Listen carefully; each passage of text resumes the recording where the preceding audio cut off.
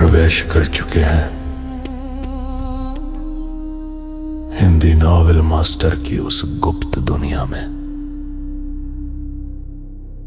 जहां कहानियां सिर्फ लिखी नहीं जाती, जाग उठती है। यहां हर छाया के पीछे एक रहस्य छिपा है, हर कदम पर एक अनसुनी फुसफुसाहट,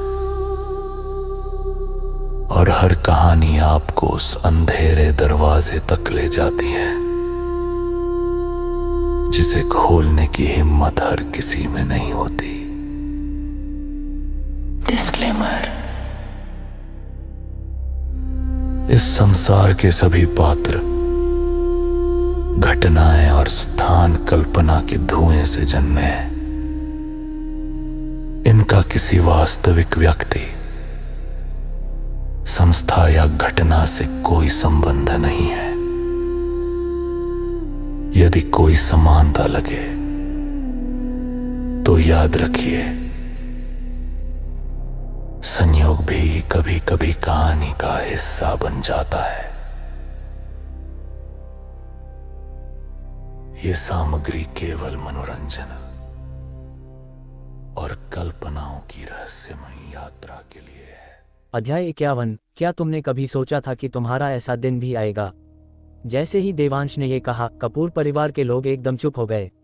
सिंघानिया परिवार के लोग ठहाके मारकर हंसने लगे, देवांश की तरफ ऐसे देख रहे थे जैसे वह कोई बेवकूफ हो। और बाबा कालभैरव मुस्कुराए। यह एक खुशमिजाज मुस्कान थी। उन्होंने काफी समय से इतना मजेदार मजाक नहीं सुना था। तुम देवांश हो ना? बाबा कालभैरव ने मुस्कुराते हुए पूछा। क्या तुम्हें पता भी है कि तुम क्या कह रहे हो? मुझे पता है। तो क्या तुम जानते हो कि तुम्हारा सामना किस तरह की हस्ती से होने वाला है? बाबा कालभैरव का युद्ध भाव उमड़ पड़ा, जिससे उनका जूट का चोगा जोर जोर से सरसराने लगा। उसी वक्त उनकी मांसपेशियां अचानक फूल गईं और हड्डियों से कड़कड़ाने की आवाज आने लगी। बस एक ही पल में उनका आभास अपने चरम पर पहुंच गया। उनके अदृश्य युद्ध भाव ने उनके पीछे खड़े सिंघानिया परिवार के लोगों के चेहरों को भी झुलसा दिया, जिससे वे मजबूर होकर पीछे हटने लगे। ऐसी ताकत का सामना करते हुए देवांश ने बस अपने कंधे उचकाए। उसके चेहरे पर एक उदासीन भाव था और कहा, वो मुझे नहीं पता। बाबा कालभैरव ने सिर हिलाया, अपनी मुट्ठियां भींची और ठंडे स्वर में फुंकारे, तो आज मैं तुम्हें बताऊंगा कि आंतर शक्ति से एक महागुरु को मारने का क्या मतलब होता है। इसके साथ ही बाबा कालभैरव की आकृति अचानक गायब हो गई। जब वे दोबारा दिखे तो केवल एक परछाई बची थी, जो तेजी से देवांश पर हमला कर रही थी। देवांश के पीछे खड़े कपूर परिवार के लोग, भले ही वे बाबा कालभैरव का निशाना नहीं थे, लेकिन बाबा के प्रचंड आभास ने उन्हें लड़खड़ाने और बार बार पीछे हटने पर मजबूर कर दिया। यहाँ तक कि जगदीश कपूर, जो पूर्ण आंतर शक्ति तक पहुंच चुके थे, वे भी बाबा कालभैरव के मुके की ताकत को बर्दाश्त नहीं कर सके और लगातार बचते रहे। उन्हें तो ऐसा भ्रम हो रहा था कि अगर वे नहीं हटे तो उनके शरीर की नसें फट जाएंगी। और तभी मुकेश सिंघानिया की आवाज अचानक गूंजी, देवांश, मैं अपनी आंखों से तुम्हें नर्क जाते हुए देखना चाहता हूँ। हा हा हा हा। धड़ाम। एक भारी गूंज के साथ बाबा कालभैरव का मुक्का देवांश के सिर से जा टकराया। देवांश के पीछे खड़े कपूर परिवार के लोग उस शक्तिशाली मुक्के के प्रभाव से जमीन पर गिर पड़े। कुछ कमजोर शरीर वाले लोगों के मुंह से तो खून तक निकल आया, और उनके पीछे लगी बुलेट प्रूफ फ्रेंच खिड़कियां और बुलेट प्रूफ कांच की दीवारें 2 सेकंड तक कांपने के बाद कड़क की आवाज के साथ चकनाचूर हो गईं और हर तरफ बिखर गईं। मैं असल में तुम्हें एक साबुत लाश छोड़ना चाहता था, लेकिन अफसोस तुम बहुत घमंडी हो, इसलिए मैं बस तुम्हारा सिर फोड़ूंगा और देखूंगा कि अंदर क्या है। हम बाबा कालभैरव किसी नौजवान को अपने हाथों मरते हुए देखने की हिम्मत नहीं जुटा पा रहे थे, इसलिए एक मुक्का मारने के बाद उन्होंने अपना सिर नीचे ही रखा। लेकिन बोलते बोलते उन्हें लगा कि कुछ गड़बड़ है, क्योंकि उनकी मुट्ठी को एक इंसान की सांस महसूस हो रही थी। भले ही वह धीमी थी, लेकिन सांस एक समान थी और साफ महसूस हो रही थी। इसलिए उन्होंने ऊपर देखा और फिर ऐसा नज़ारा देखा जिसने उन्हें पूरी तरह से चौंका दिया। देवांश के पीछे सब कुछ नष्ट हो चुका था, लेकिन देवांश अपनी जगह पर ऐसे खड़ा था जैसे कुछ हुआ ही न हो, यहाँ तक कि उसके होठों पर एक तिरस्कारपूर्ण मुस्कान थी। मेरी बारी, देवांश ने धीरे से कहा, फिर अपना हाथ उठाया और बाबा कालभैरव के माथे के बीचों बीच इशारा किया। एक पल में बाबा कालभैरव को लगा कि उनके सामने खड़ा शख्स देवांश नहीं, बल्कि हजारों फीट ऊंचाई पर्वत है। उस भारी दबाव ने उन पर हमला बोल दिया, जिससे वे डर के मारे अपने आप पीछे हटने लगे, और वे पीछे हटते ही गए। हालांकि चाहे वे कितना भी पीछे हटे, वह डर उनका पीछा करता रहा, जैसे ये डर उनकी आत्मा में छप गया हो, उनकी आत्मा को कांपने पर मजबूर कर रहा हो और परछाई की तरह उनसे चिपक गया हो। और जैसे ही वे संभल कर खड़े हुए, उन्होंने पाया कि देवांश, जो साफ तौर पर 3-4 हाथ दूर था, अचानक उनके सामने प्रकट हो गया। उन्होंने दूसरे की हरकतें देखी भी नहीं थीं कि उससे पहले ही दूसरे की उंगली उनके माथे पर लग गई। फिर भी बाबा कालभैरव घबराए नहीं, क्योंकि उन्हें अपने शरीर पर बहुत भरोसा था। पिस्तौल की गोलियां भी उनका कुछ नहीं बिगाड़ सकती थीं, तो एक मामूली उंगली क्या कर लेगी।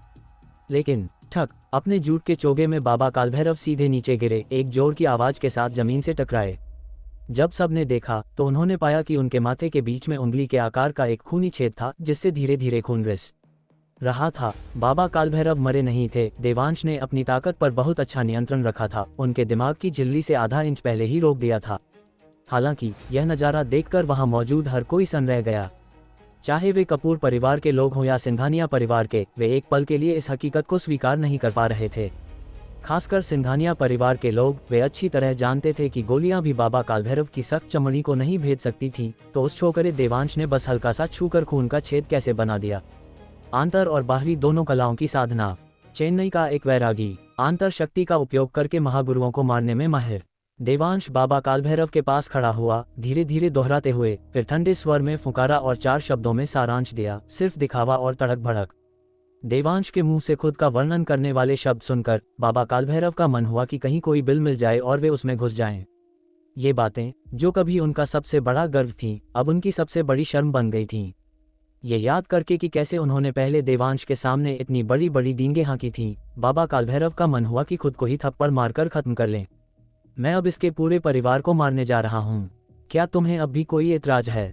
देवांश ने वही सवाल पूछा जो उसने पहले पूछा था। बाबा कालभैरव, हताश और सबके सामने शर्मिंदा होकर, धीरे से सिर हिला दिया। एक उंगली ने लगभग उनकी जान ले ली थी, उन्हें भला क्या एतराज हो सकता था। देवांश ने सिर हिलाया, अब हारे हुए बाबा कालभैरव पर ध्यान नहीं दिया, बल्कि कुछ गज दूर खड़े सिंघानिया परिवार के लोगों की ओर देखा। बस एक नज़र पड़ते ही बलराज सिंघानिया सबसे पहले घुटनों पर आ गया। देवांश, नहीं गुरु देवांश, मुझसे गलती हो गई, मुझे आपका अपमान नहीं करना चाहिए था। नहीं, असल में ये सब इस नालायक बेटे की गलती है। हाँ, यही है, यही वो था जो हंसिनी को पाने की चाहत रख रहा था। इसे आपकी पत्नी पर बुरी नज़र नहीं डालनी चाहिए थी। ये सब इसी की गलती है। जब बलराज सिंघानिया घुटनों पर बैठा तो सिंघानिया परिवार के बाकी लोग भी उसके पीछे पीछे झुक गए। इस वक्त वे हद से ज्यादा डरे हुए थे। जितने घमंडी वे पहले थे, अब वे उतने ही घबराए हुए थे। हर कोई बेतहाशा कांप रहा था, देवांश की तरफ ऐसे देख रहा था जैसे वह कोई यमराज हो जिसके हाथ में मौत का फरसा हो, जो खौफ और निराशा से भरा हो। अपनी बात खत्म करने के बाद बलराज अचानक खड़ा हुआ, सीधे विक्रम को उसकी व्हीलचेयर से घसीटा और जमीन पर फेंक दिया। फिर सब कुछ भूलकर उसे बार बार इतनी जोर से लात मारी कि बाप बेटे का प्यार कहीं नजर ही नहीं आ रहा था। जब बलराज ने कुछ देर तक लात भू से बरसा लिए तो विक्रम का शरीर चोटों से भर गया था। बलराज, जो अब रुका था, फिर से देवांश के सामने घुटनों पर बैठ गया। गुरु देवांश, मैं गलत था, मैं फिर कभी ऐसी जुर्रत नहीं करूंगा। क्या आपने हमारे सिंघानिया परिवार को 3 दिनों के भीतर मुंबई छोड़ने के लिए नहीं कहा था? हम अभी चले जाएंगे और सिंघानिया परिवार की सारी संपत्ति आपके नाम कर दी जाएगी। क्या यह मंजूर है? देवांश ने इन बेतुकी बातों को सुना और सिर हिलाया। पूछा, जब तुमने मेरी पत्नी और बेटी का अपहरण किया, मेरे छोटे से घर को तहस नहस किया और मेरी पत्नी और बच्ची को गुलाम बनाने का इरादा किया, तो क्या तुमने कभी सोचा था कि तुम्हारा ऐसा दिन भी आएगा? यह एक गलतफहमी है गुरु देवांश, आपने मुझे वास्तव में गलत समझा है। बलराज ने माथा टेकते हुए विनती की। इस नालायक बेटे ने आपकी पत्नी और बेटी का अपहरण किया था, मैंने नहीं। मुकेश ने आपकी पत्नी और बेटी को गुलाम बनाया था, मैंने वह भी नहीं किया। रही बात घर को तहस नहस करने की, तो आसमान और जमीन गवाह हैं, हमारे सिंघानिया परिवार ने कभी किसी को ऐसा करने के लिए नहीं भेजा। उद्धरण चिन्ह ... प्रश्नवाचक चिन्ह उद्धरण चिन्ह। ये सुनकर देवांश ने थोड़ा माथा सिकोड़ा। जिस दिन पीहू अस्पताल से डिस्चार्ज हुई, किराए के घर को तहस नहस कर दिया गया, जिसके कारण सिया ने उसे तलाक दे दिया। ये सिंघानिया परिवार ने नहीं किया था। ये कैसे हो सकता है? सिंघानिया परिवार के अलावा उसने और किसकी दुश्मनी मोल ली थी? अध्याय 52। तुम्हारे मुकाबले मैं अभी बहुत पीछे हूँ। वो सूदखोर, जब वह पहले समय पर पैसे नहीं दे पाता था, उन्होंने कभी उसके घर में घुसकर तोड़फोड़ नहीं की, तो अब जब वह सारे उधारी के पैसे चुका चुका है, तो वे ऐसा करने की और भी कम संभावना रखते हैं। इसके अलावा उस गोल्डी का हश्र देखने के बाद कोई भी अक्लमंद इंसान ऐसी बेवकूफ़ी नहीं करेगा। रही बात बब्बन भाई की, जिससे उसने 40 लाख से ज़्यादा जीते थे, इसकी संभावना और भी कम थी। सब कुछ गिनने पर यह वाकई केवल सिंघानिया परिवार ही हो सकता था, जिसके विक्रम को उसने अपाहिज कर दिया था। अपने विश्लेषण के बाद देवांश को लगा कि बलराज जरूर झूठ बोल रहा है। इसलिए देवांश ने एक उंगली हिलाई और जमीन पर घुटने टेक कर बैठा बलराज अचानक अकड़ गया। उसकी बाहें आगे की ओर फैल गईं, बिल्कुल हिल नहीं पा रहा था। गुरु देवांश, मेरी जान बख्श दो। इससे पहले कि कोई साफ देख पाता कि क्या हो रहा है, बलराज की दिल दहला देने वाली चीखें गूंजने लगी। उसकी दहाड़ ने वहां मौजूद हर किसी के रोंगटे खड़े कर दिए। जब उन्होंने गौर से देखा तो पाया कि बलराज की उंगलियां पोरों से शुरू होकर इंच दर इंच चपटी होती जा रही थीं, जैसे उसके सामने कोई प्रेस मशीन हो जो उसकी बांह को इंच दर इंच कुचल रही हो। कहते हैं 10 उंगलियों का सीधा संबंध दिल से होता है। ऐसे दर्द के बारे में सोचकर ही किसी का भी कलेजा कांप जाए। मैं बस आखिरी बार पूछ रहा हूँ, 3 दिन पहले मेरे घर में घुसकर तोड़फोड़ किसने की थी? देवांश बलराज के सामने खड़ा था, ठंडे स्वर में पूछते हुए। उसका चेहरा भावहीन था। मैंने पहले ही कहा था कि वो मैं नहीं था, तुम साले। नहीं, वो मैं था, वो सब मैं था। देवांश, बस मुझे जल्दी मार डालो। बलराज ने अपने दांत भींचे। तेज दर्द से उसका सिर बेतहाशा कांप रहा था। बलराज के शब्दों को सुनकर, जो साफ तौर पर मरने की इच्छा जाहिर कर रहे थे, देवांश लगभग निश्चित हो गया कि घर में घुसने और तोड़फोड़ की घटना वास्तव में सिंघानिया परिवार द्वारा नहीं की गई थी। लेकिन अगर यह सिंघानिया परिवार नहीं था तो फिर कौन हो सकता है? देवांश ने माथा सिकोड़ा, पूरी तरह से उलझन में था। इस घटना के कारण सीधे तौर पर सिया ने उसे तलाक दिया था, इसलिए उसे इसकी तह तक जाना ही था। जब देवांश सोच रहा था, बलराज की हथेलियों को कुचलने वाली प्रेस रुकी नहीं। इस वक्त बलराज की उंगलियों की हड्डियां इंच दर इंच चकनाचूर हो चुकी थीं और उसकी दोनों हथेलियां कागज के 2 टुकड़ों की तरह बलराज की कलाइयों से लटकी हुई हवा में झूल रही थीं। ए देवांश, अगर तुझ में दम है तो मुझे मार डाल। यहाँ मुझे तड़पाने में कैसी बहादुरी है? तेज दर्द से बलराज अपने दांत पीस रहा था। ठंडे पसीने से लथपथ वह बस मौत मांग रहा था। देवांश, जो कुछ भी समझ नहीं पाया था, बलराज की दहाड़ सुनकर हकीकत में वापस आया। वह जानता था कि यह मामला जल्दी नहीं सुलझेगा, इसलिए उसने फिलहाल इस पर ज्यादा नहीं सोचने का फैसला किया। रही बात सिंघानिया परिवार की, चूंकि इस मामले का उनसे कोई लेना देना नहीं था, तो उन पर और समय बर्बाद करने की कोई जरूरत नहीं थी। मैंने तुम सबको एक मौका दिया था, कहा था कि 3 दिनों के भीतर मुंबई छोड़ दो, लेकिन तुमने सलाह नहीं मानी, देवांश ने कहा, सिर हिलाते हुए और आह भरते हुए। ये सुनते ही सिंघानिया परिवार के लोग तुरंत सन रह गए। तो जिस शख्स ने विनय के जरिए संदेश भिजवाया था, वह जगदीश कपूर नहीं बल्कि देवांश था। उन्होंने सोचा था कि कपूर परिवार बस गीदड़ब दे रहा है, लेकिन पता चला कि देवांश अल्टीमेटम दे रहा था। सिंघानिया परिवार का हर एक सदस्य अब इतना पछता रहा था कि उनके कलेजे मुंह को आ रहे थे। खासकर बलराज, उसे सिंघानिया परिवार को खुद एक खाई में धकेलने का गहरा अपराध बोध महसूस हो रहा था। देवांश, मुझे मार डालो, मैं तुमसे भीख मांगता हूँ, मुझे मार डालो। अपराध बोध से भरे बलराज में जीने की कोई इच्छा नहीं बची थी। देवांश ने सिर हिलाया। बहुत देर हो चुकी है। ये कहते हुए उसकी नज़र सिंघानिया परिवार की भीड़ पर घूमी, जैसे किसी शिकार को खोज रही हो। अगर बात सिर्फ सलाह न मानने की होती तो ठीक था, ज्यादा से ज्यादा पूरा परिवार मिटा दिया जाता। देवांश ने हल्के से कहा, लेकिन तुम्हें बस मेरी पत्नी और बेटी का अपहरण ही करना था, तो यह मामला अब सिर्फ मरने जितना आसान नहीं है। बोलने के बाद देवांश ने भीड़ की ओर अपनी उंगली से हल्का इशारा किया और एक नौजवान जो बलराज जैसा दिखता था, देवांश के हाथ में आ गया। उसकी गर्दन मजबूती से जकड़ी हुई थी।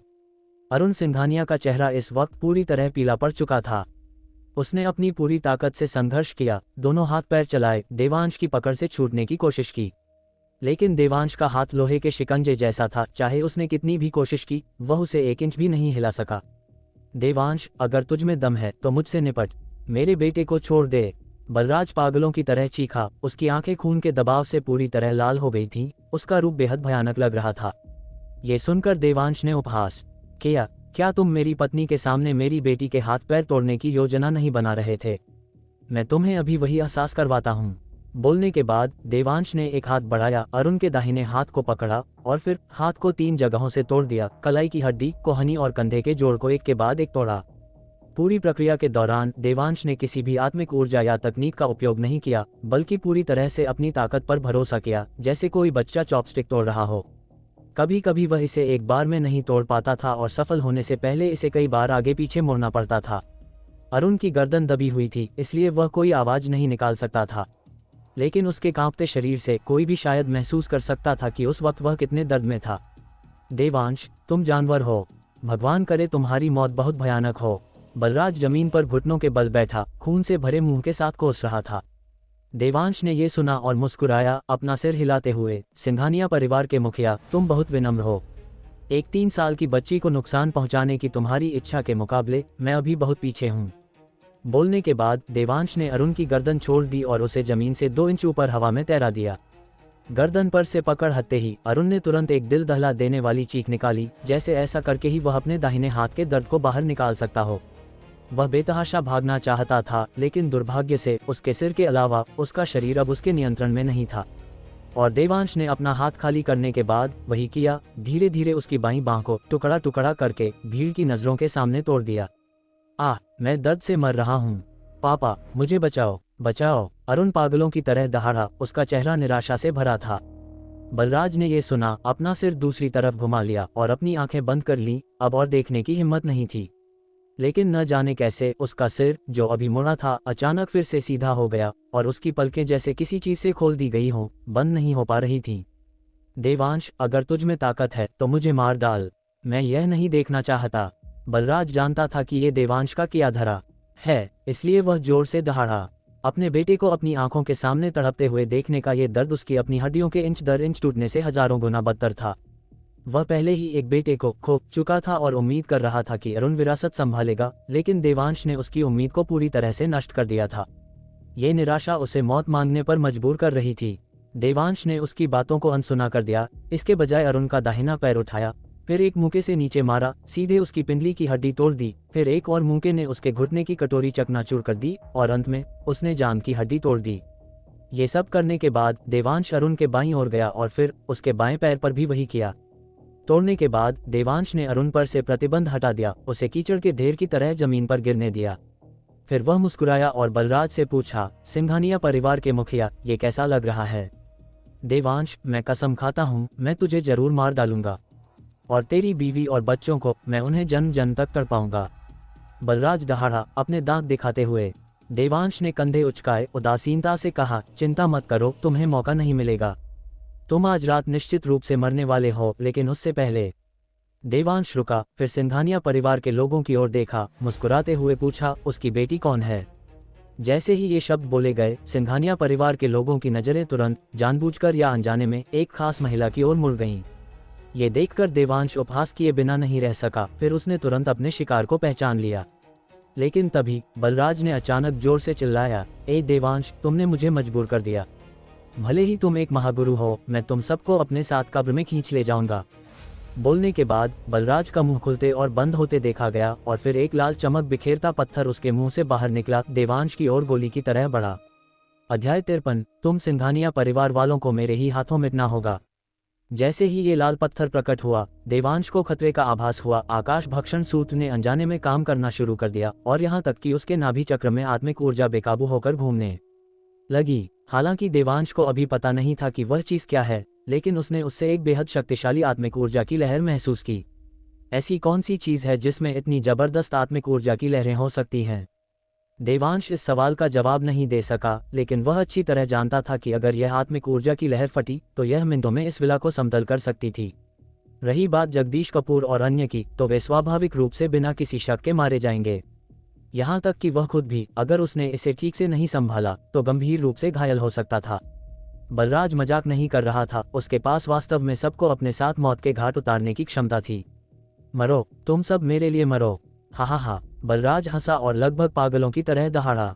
वह असल में देवांश से अपने परिवार को बख्शने की भीख मांगना चाहता था, लेकिन देवांश ने न केवल उसके बेटे को अपाहिज किया बल्कि अब उसकी बेटी को भी नुकसान पहुंचाना चाहता था।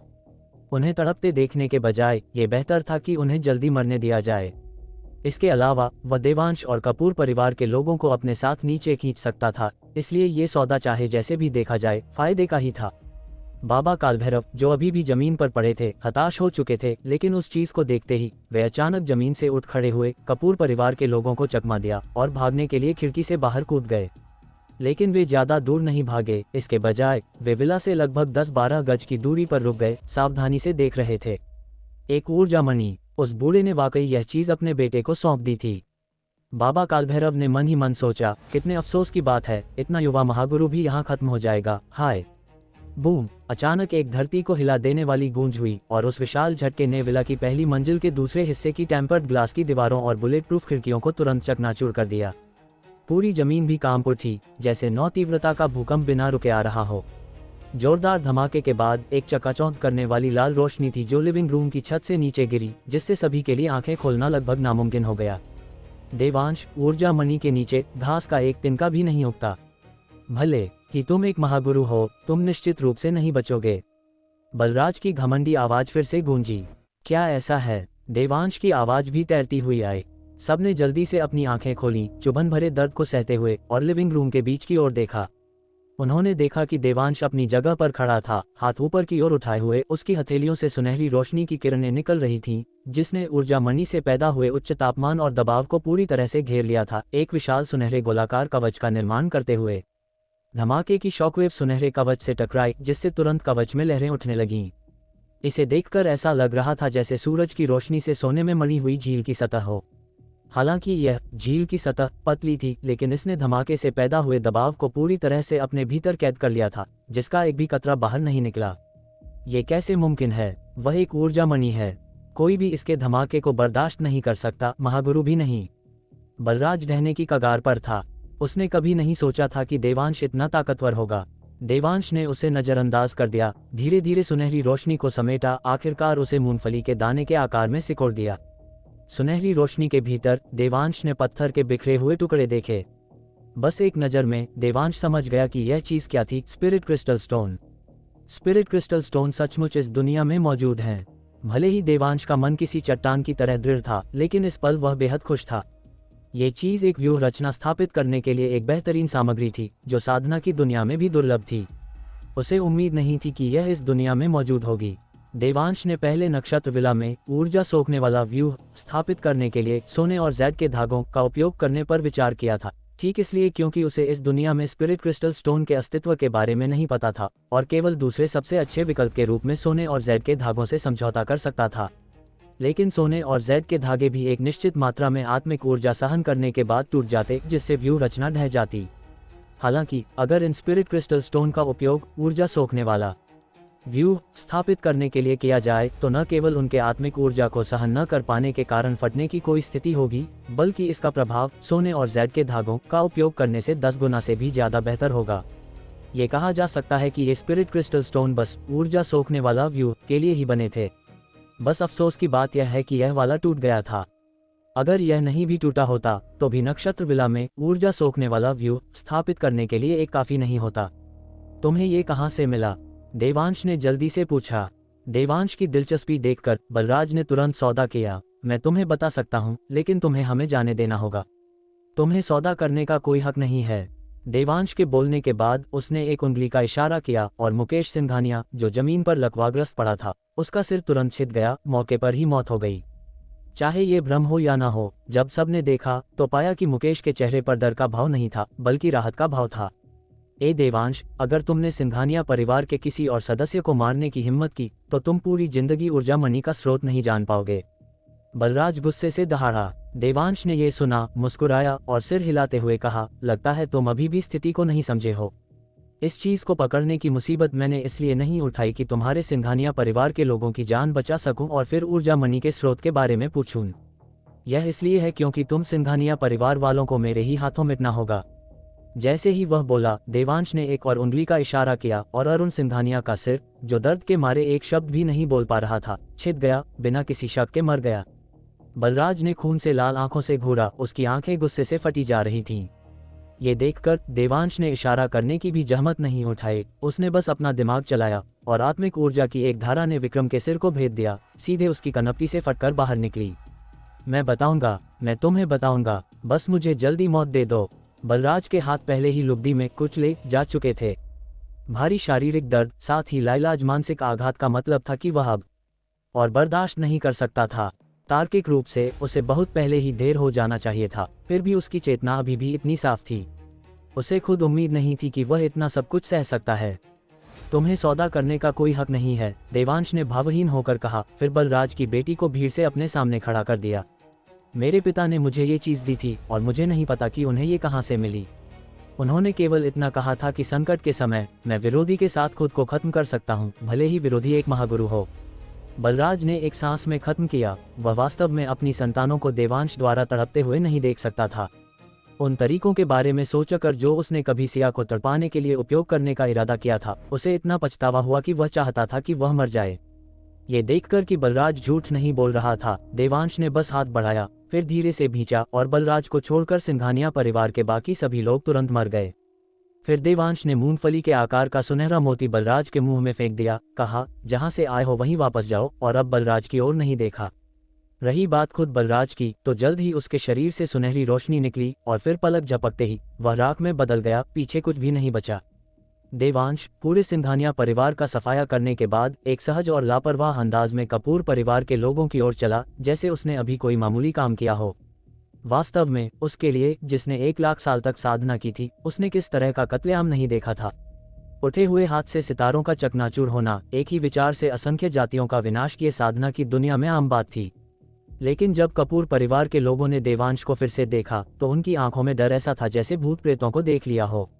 हालांकि वे जानते थे कि ये देवांश ही था जिसने उन्हें बचाया, लेकिन इससे देवांश के प्रति उनका डर जरा भी कम नहीं हुआ।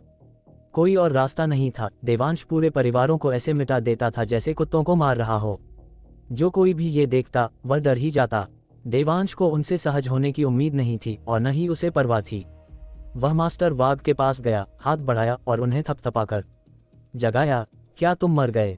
अगर नहीं तो उठो और कुछ कदम चलो।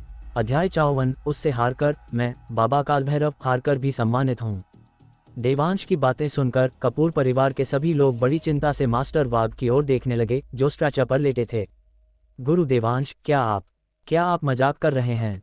वाघ काका इतनी बुरी तरह घायल हैं, वे भला कैसे चल सकते हैं? जगदीश कपूर ने घबराहट में मास्टर वाघ की तरफ से सफाई देने की कोशिश की। उन्होंने सफाई इसलिए दी क्योंकि उन्हें डर था कि अगर देवांश नाराज हो गए तो वे उनके कपूर परिवार को भी खत्म कर देंगे। सिंघानिया परिवार का अंजाम नजरअंदाज नहीं किया जा सकता था और यही कारण था कि कपूर परिवार के सभी लोग कांटों पर थे। हालांकि देवांश मुस्कुराया और बोला, तकरीबन आधा घंटा हो चुका है। जेड क्रशिंग गोली का असर अब तक हो जाना चाहिए। अगर तुम्हें यकीन नहीं है तो उन्हें कुछ कदम चलने की कोशिश करने दो। जैसे ही उसने ये कहा, कपूर परिवार के लोगों के माथे से ठंडा पसीना रिसने लगा। खत्म हो गया, सब खत्म हो गया।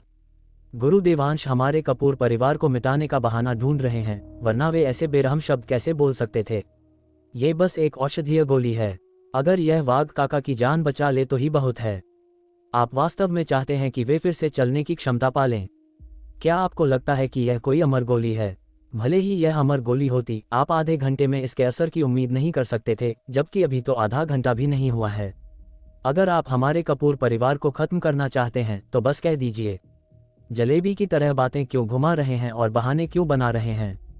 कपूर परिवार के सभी लोगों के चेहरे उतर गए थे। केवल रिया कपूर मास्टर वाघ को सहारा देते हुए सबकी हैरान नजरों के बीच धीरे धीरे उन्हें खड़ा करने में मदद कर रही थी। जब वे मजबूती से खड़े हो गए तब जाकर उसने उन्हें छोड़ा। अरे बाप रे, क्या ये सच है? मैं क्या देख रहा हूँ? चमत्कार! ये चिकित्सा के इतिहास में बस एक चमत्कार है। मेरे भगवान, गुरु देवांश बहुत दिव्य हैं, है ना? किसी के चारों हाथ पैर टूटे हों और वह आधे घंटे में ठीक हो जाए। उद्धरण चिन्ह ... उद्धरण चिन्ह। कपूर परिवार के लोग चहकने लगे। उनके चेहरे छिपी हुई खुशी से चमक रहे थे और एक बड़ी आपदा से बचने की राहत भी थी। गुरु देवांश, मेरे? मास्टर वाघ ने एक हैरान अभिव्यक्ति के साथ अपने हाथों को देखते हुए पूछा।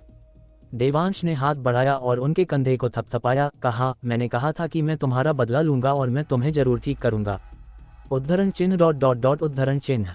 ये सुनकर मास्टर वाघ इतने भावुक हो गए कि लगभग रो पड़े।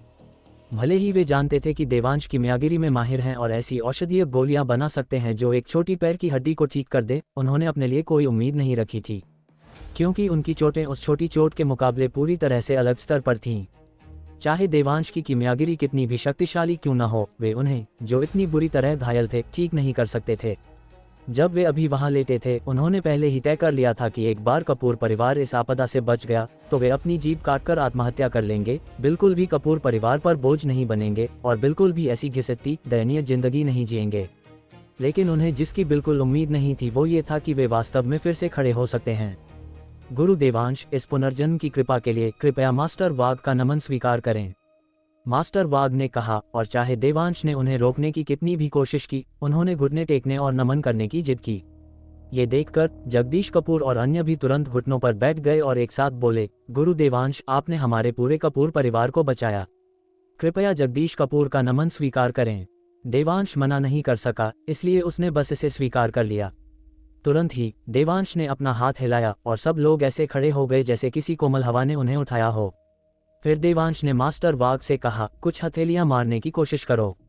वाघ काका अभी अभी एक गंभीर बीमारी से ठीक हुए हैं, क्या उन्हें ठीक होने के लिए कुछ समय नहीं चाहिए? रिया कपूर ने कुछ चिंता के साथ पूछा। इससे पहले कि देवांश बोल पाता, मास्टर वाघ बीच में ही बोल पड़े, अगर गुरु देवांश मुझे कुछ हथेलियां मारने के लिए कहते हैं तो मैं स्वाभाविक रूप से कुछ हथेलियां मार सकता हूं। मुझे ठीक होने के लिए समय की क्या जरूरत? बोलने के बाद उन्होंने कपूर परिवार के लोगों की आपत्तियों को नजरअंदाज कर दिया। लिविंग रूम में अपनी मुद्रा संभाली और अपनी ऊर्जा के साथ अपनी लोहे जैसी हथेलियों का अभ्यास शुरू कर दिया। कुछ ही देर में लिविंग रूम तेज हथेली की हवाओं से भर गया, शक्तिशाली और प्रभावशाली। दादाजी, मुझे अजीब सा क्यों लग रहा है, जैसे वाघ काका की लोहे जैसी हथेलियां पहले से भी ज्यादा शक्तिशाली हैं। रिया कपूर ने माथा सिकोड़ा, अपनी ही आंखों पर कुछ विश्वास नहीं हो रहा था। पगली, यह कोई वहम नहीं है। उनकी हथेली की हवाएं वास्तव में पहले से ज्यादा तेज हैं। अगर मैं गलत नहीं हूं तो तुम्हारे वाघ काका की साधना और आगे बढ़ने वाली है, जगदीश कपूर ने संतुष्टि के भाव के साथ कहा। ये सुनकर रिया और कपूर परिवार के बाकी सभी लोगों ने बहुत ही चौंकाने वाले भाव दिखाए। उनकी समझ में, जब कोई उस्ताद गंभीर रूप से घायल होता है, भले ही वे ठीक हो जाएं, क्या उनकी साधना बहुत कम नहीं हो जाती? जैसे उनके अपने दादाजी, क्या ऐसा नहीं हुआ था? ये कैसे हुआ कि जब बात मास्टर वाघ की आई तो वे पहले से भी ज्यादा ताकतवर हो गए? हथेली की तकनीकों का अपना सेट खत्म करने के बाद मास्टर वाघ एक उत्साहित चेहरे के साथ देवांश के पास आए और एक अविश्वास भरे स्वर में पूछा, गुरु देवांश, मेरे हाथ, वे कैसे? देवांश ने उन्हें बीच में ही रोका और पलटकर पूछा, क्या तुमने इसे समझा? उद्धरण चिन्ह ... उद्धरण चिन्ह। मास्टर वाघ एक पल के लिए सन्न रह गए, फिर भारी सिर हिलाया, मैंने समझ लिया। इस एहसास को याद रखना, ज्यादा से ज्यादा 3 महीने और कम से कम 1 महीने में तुम्हारी साधना और आगे बढ़ जाएगी। ये सुनकर मास्टर वाघ फिर से घुटनों पर बैठ गए और नमन करते हुए बोले, मास्टर वाघ मार्गदर्शन के लिए गुरु देवांश का धन्यवाद करते हैं। जगदीश कपूर और अन्य लोग मास्टर वाघ को बधाई देने के लिए आगे बढ़ने ही वाले थे कि अचानक एक आकृति सबके सामने प्रकट हुई। ये जूट का चोगा पहने बाबा कालभैरव थे। ये देखकर कपूर परिवार के सभी लोगों ने अनजाने में आधा कदम पीछे ले लिया, लड़ने की मुद्रा अपना ली। घबराओ मत, घबराओ मत। सिंघानिया परिवार के लोग सब चले गए तो मेरा मिशन स्वाभाविक रूप से अब पूरा करने की जरूरत नहीं है। बाबा कालभैरव ने तुरंत हाथ हिलाया और समझाया। वे अभी 10 गज दूर खड़े थे, चुपचाप अंदर की हर हरकत को देख रहे थे और देवांश की हरकतों से इतना चौंक गए थे कि अभी अभी होश में आए थे। एक ऊर्जा मणि, एक महागुरु भी इससे नहीं बच सकता था। तुमने इसे कैसे बर्दाश्त किया? बाबा कालभैरव ने बड़ी जिज्ञासा के साथ पूछा। देवांश ने जवाब नहीं दिया, बल्कि पलटकर पूछा, अगर मैं इसे बर्दाश्त नहीं कर पाता तो क्या तुम्हें लगता है कि तुम्हारे पास भागने का समय होता? उद्धरण चिन्ह ... उद्धरण चिन्ह। बाबा कालभैरव सन्न रह गए।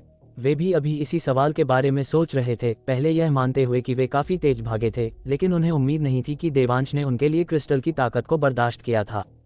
तुमने ये कैसे किया? बाबा कालभैरव ने पूछा। सच कहूं तो अपनी चाल चलने से पहले मुझे यकीन नहीं था कि मैं इसे झेल पाऊंगा, देवांश ने सच्चाई से कहा। लेकिन उन्हें बलराज जैसे कमीने के हाथों नहीं मरना चाहिए था, इसलिए भले ही मैं इसे न झेल पाता, मुझे झेलना ही था। और फिर मैंने झेल लिया। उद्धरण चिन्ह ... उद्धरण चिन्ह। बाबा कालभैरव अवाक रह गए। उद्धरण चिन्ह ... उद्धरण चिन्ह। कपूर परिवार के लोग एकदम चुप हो गए, उनकी आंखों में पानी भर आया, आंसू बेकाबू होकर बहने ही वाले थे। खासकर उनमें से कुछ जो पहले ही धीरे धीरे सिसकने लगे थे। ये वही लोग थे जिन्होंने अभी अभी गलती से मान लिया था कि देवांश उनके कपूर परिवार को खत्म करने का बहाना ढूंढ रहा है। तुमने मुझे क्यों नहीं मारा? बाबा कालभैरव जानते थे कि अगर देवांश ने थोड़ी और ताकत लगाई होती तो वे उस एक उंगली के नीचे मर गए होते। देवांश मुस्कुराया, मास्टर वाघ और जगदीश कपूर की ओर इशारा किया और कहा, क्या तुमने भी उन्हें नहीं मारा था? बाबा कालभैरव ने सिर हिलाया, देवांश का मतलब समझते हुए। वे एक और सवाल पूछने ही वाले थे, लेकिन देवांश ने उन्हें बीच में ही रोक दिया। हम बाद में बात करेंगे, मुझे पहले वापस जाकर कुछ लाना है, देर करना ठीक नहीं होगा। इसके साथ ही देवांश की आकृति झिलमिलाई और वह विला की टूटी हुई कांच की दीवार से सीधे गुजर गया।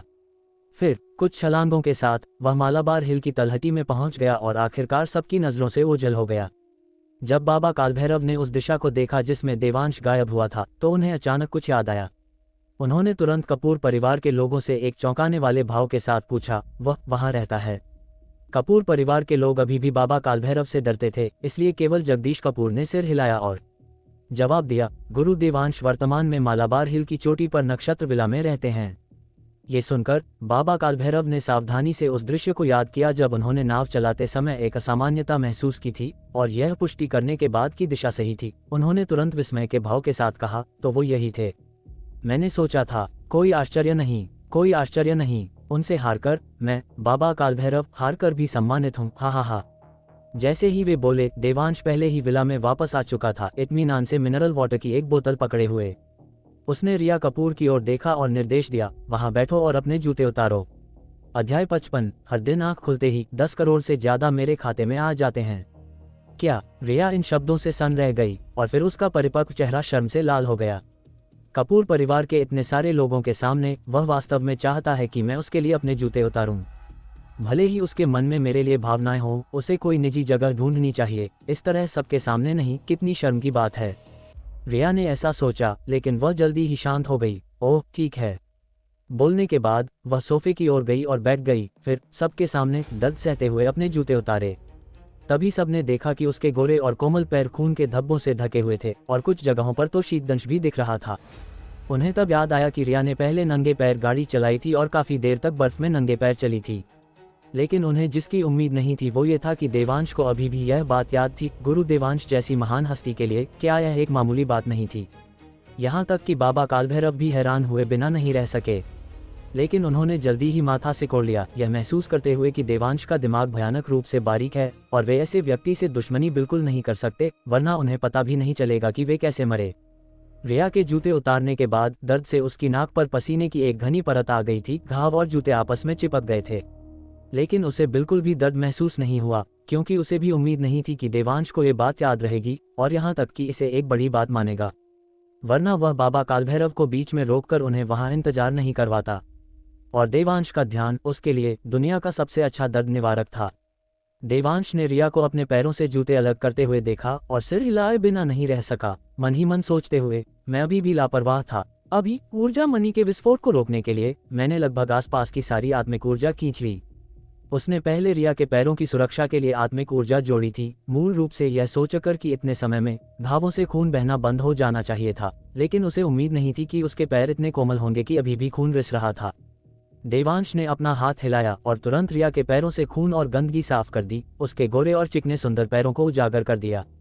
तभी सबने देखा कि रिया के पैरों पर 1 दर्जन से ज्यादा छोटे बड़े घाव थे, सभी बेढंगे, ऐसे लग रहे थे जैसे नुकीले पत्थरों से कटे हों, उस तरह के जो ठीक होने में मुश्किल होते हैं। भले ही इलाज किया जाए और घाव भर जाएं, वे गहरे बड़े घाव निशान छोड़ जाएंगे। और शीतदंश भले ही ठीक हो जाए, हाइपर पिगमेंटेशन के कारण उसके गोरे सुंदर पैरों पर एक भद्दा निशान छोड़ने की संभावना थी। कितने अफसोस की बात है, ऐसे सुंदर पैर इन बाहरी चोटों से बर्बाद हो गए, बाबा कालभैरव ने आह भरी, सिर हिलाते हुए। कपूर परिवार के सभी लोगों ने उनकी बातों पर आंखें घुमाईं। रिया स्वाभाविक रूप से जानती थी कि ये घाव निशान छोड़ सकते हैं। हालांकि वह तैयार थी, फिर भी उसे थोड़ा दुख हुआ।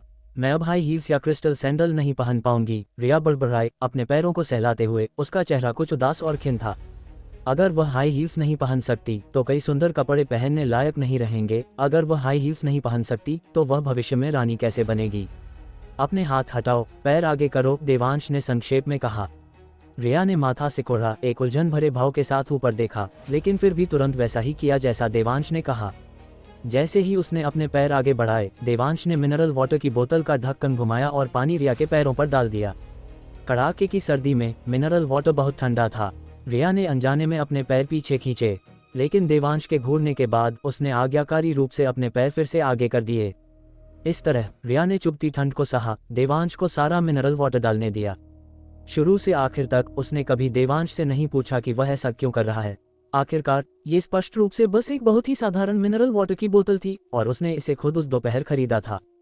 और जब मिनरल वाटर की बोतल खत्म हो गई, रिया ने पाया कि उसके पैर अब ठंडे नहीं थे और ऐसा लग रहा था जैसे वे एक गर्म धारा में लिपटे हों, अद्भुत रूप से गर्म और आरामदायक महसूस कर रहे थे।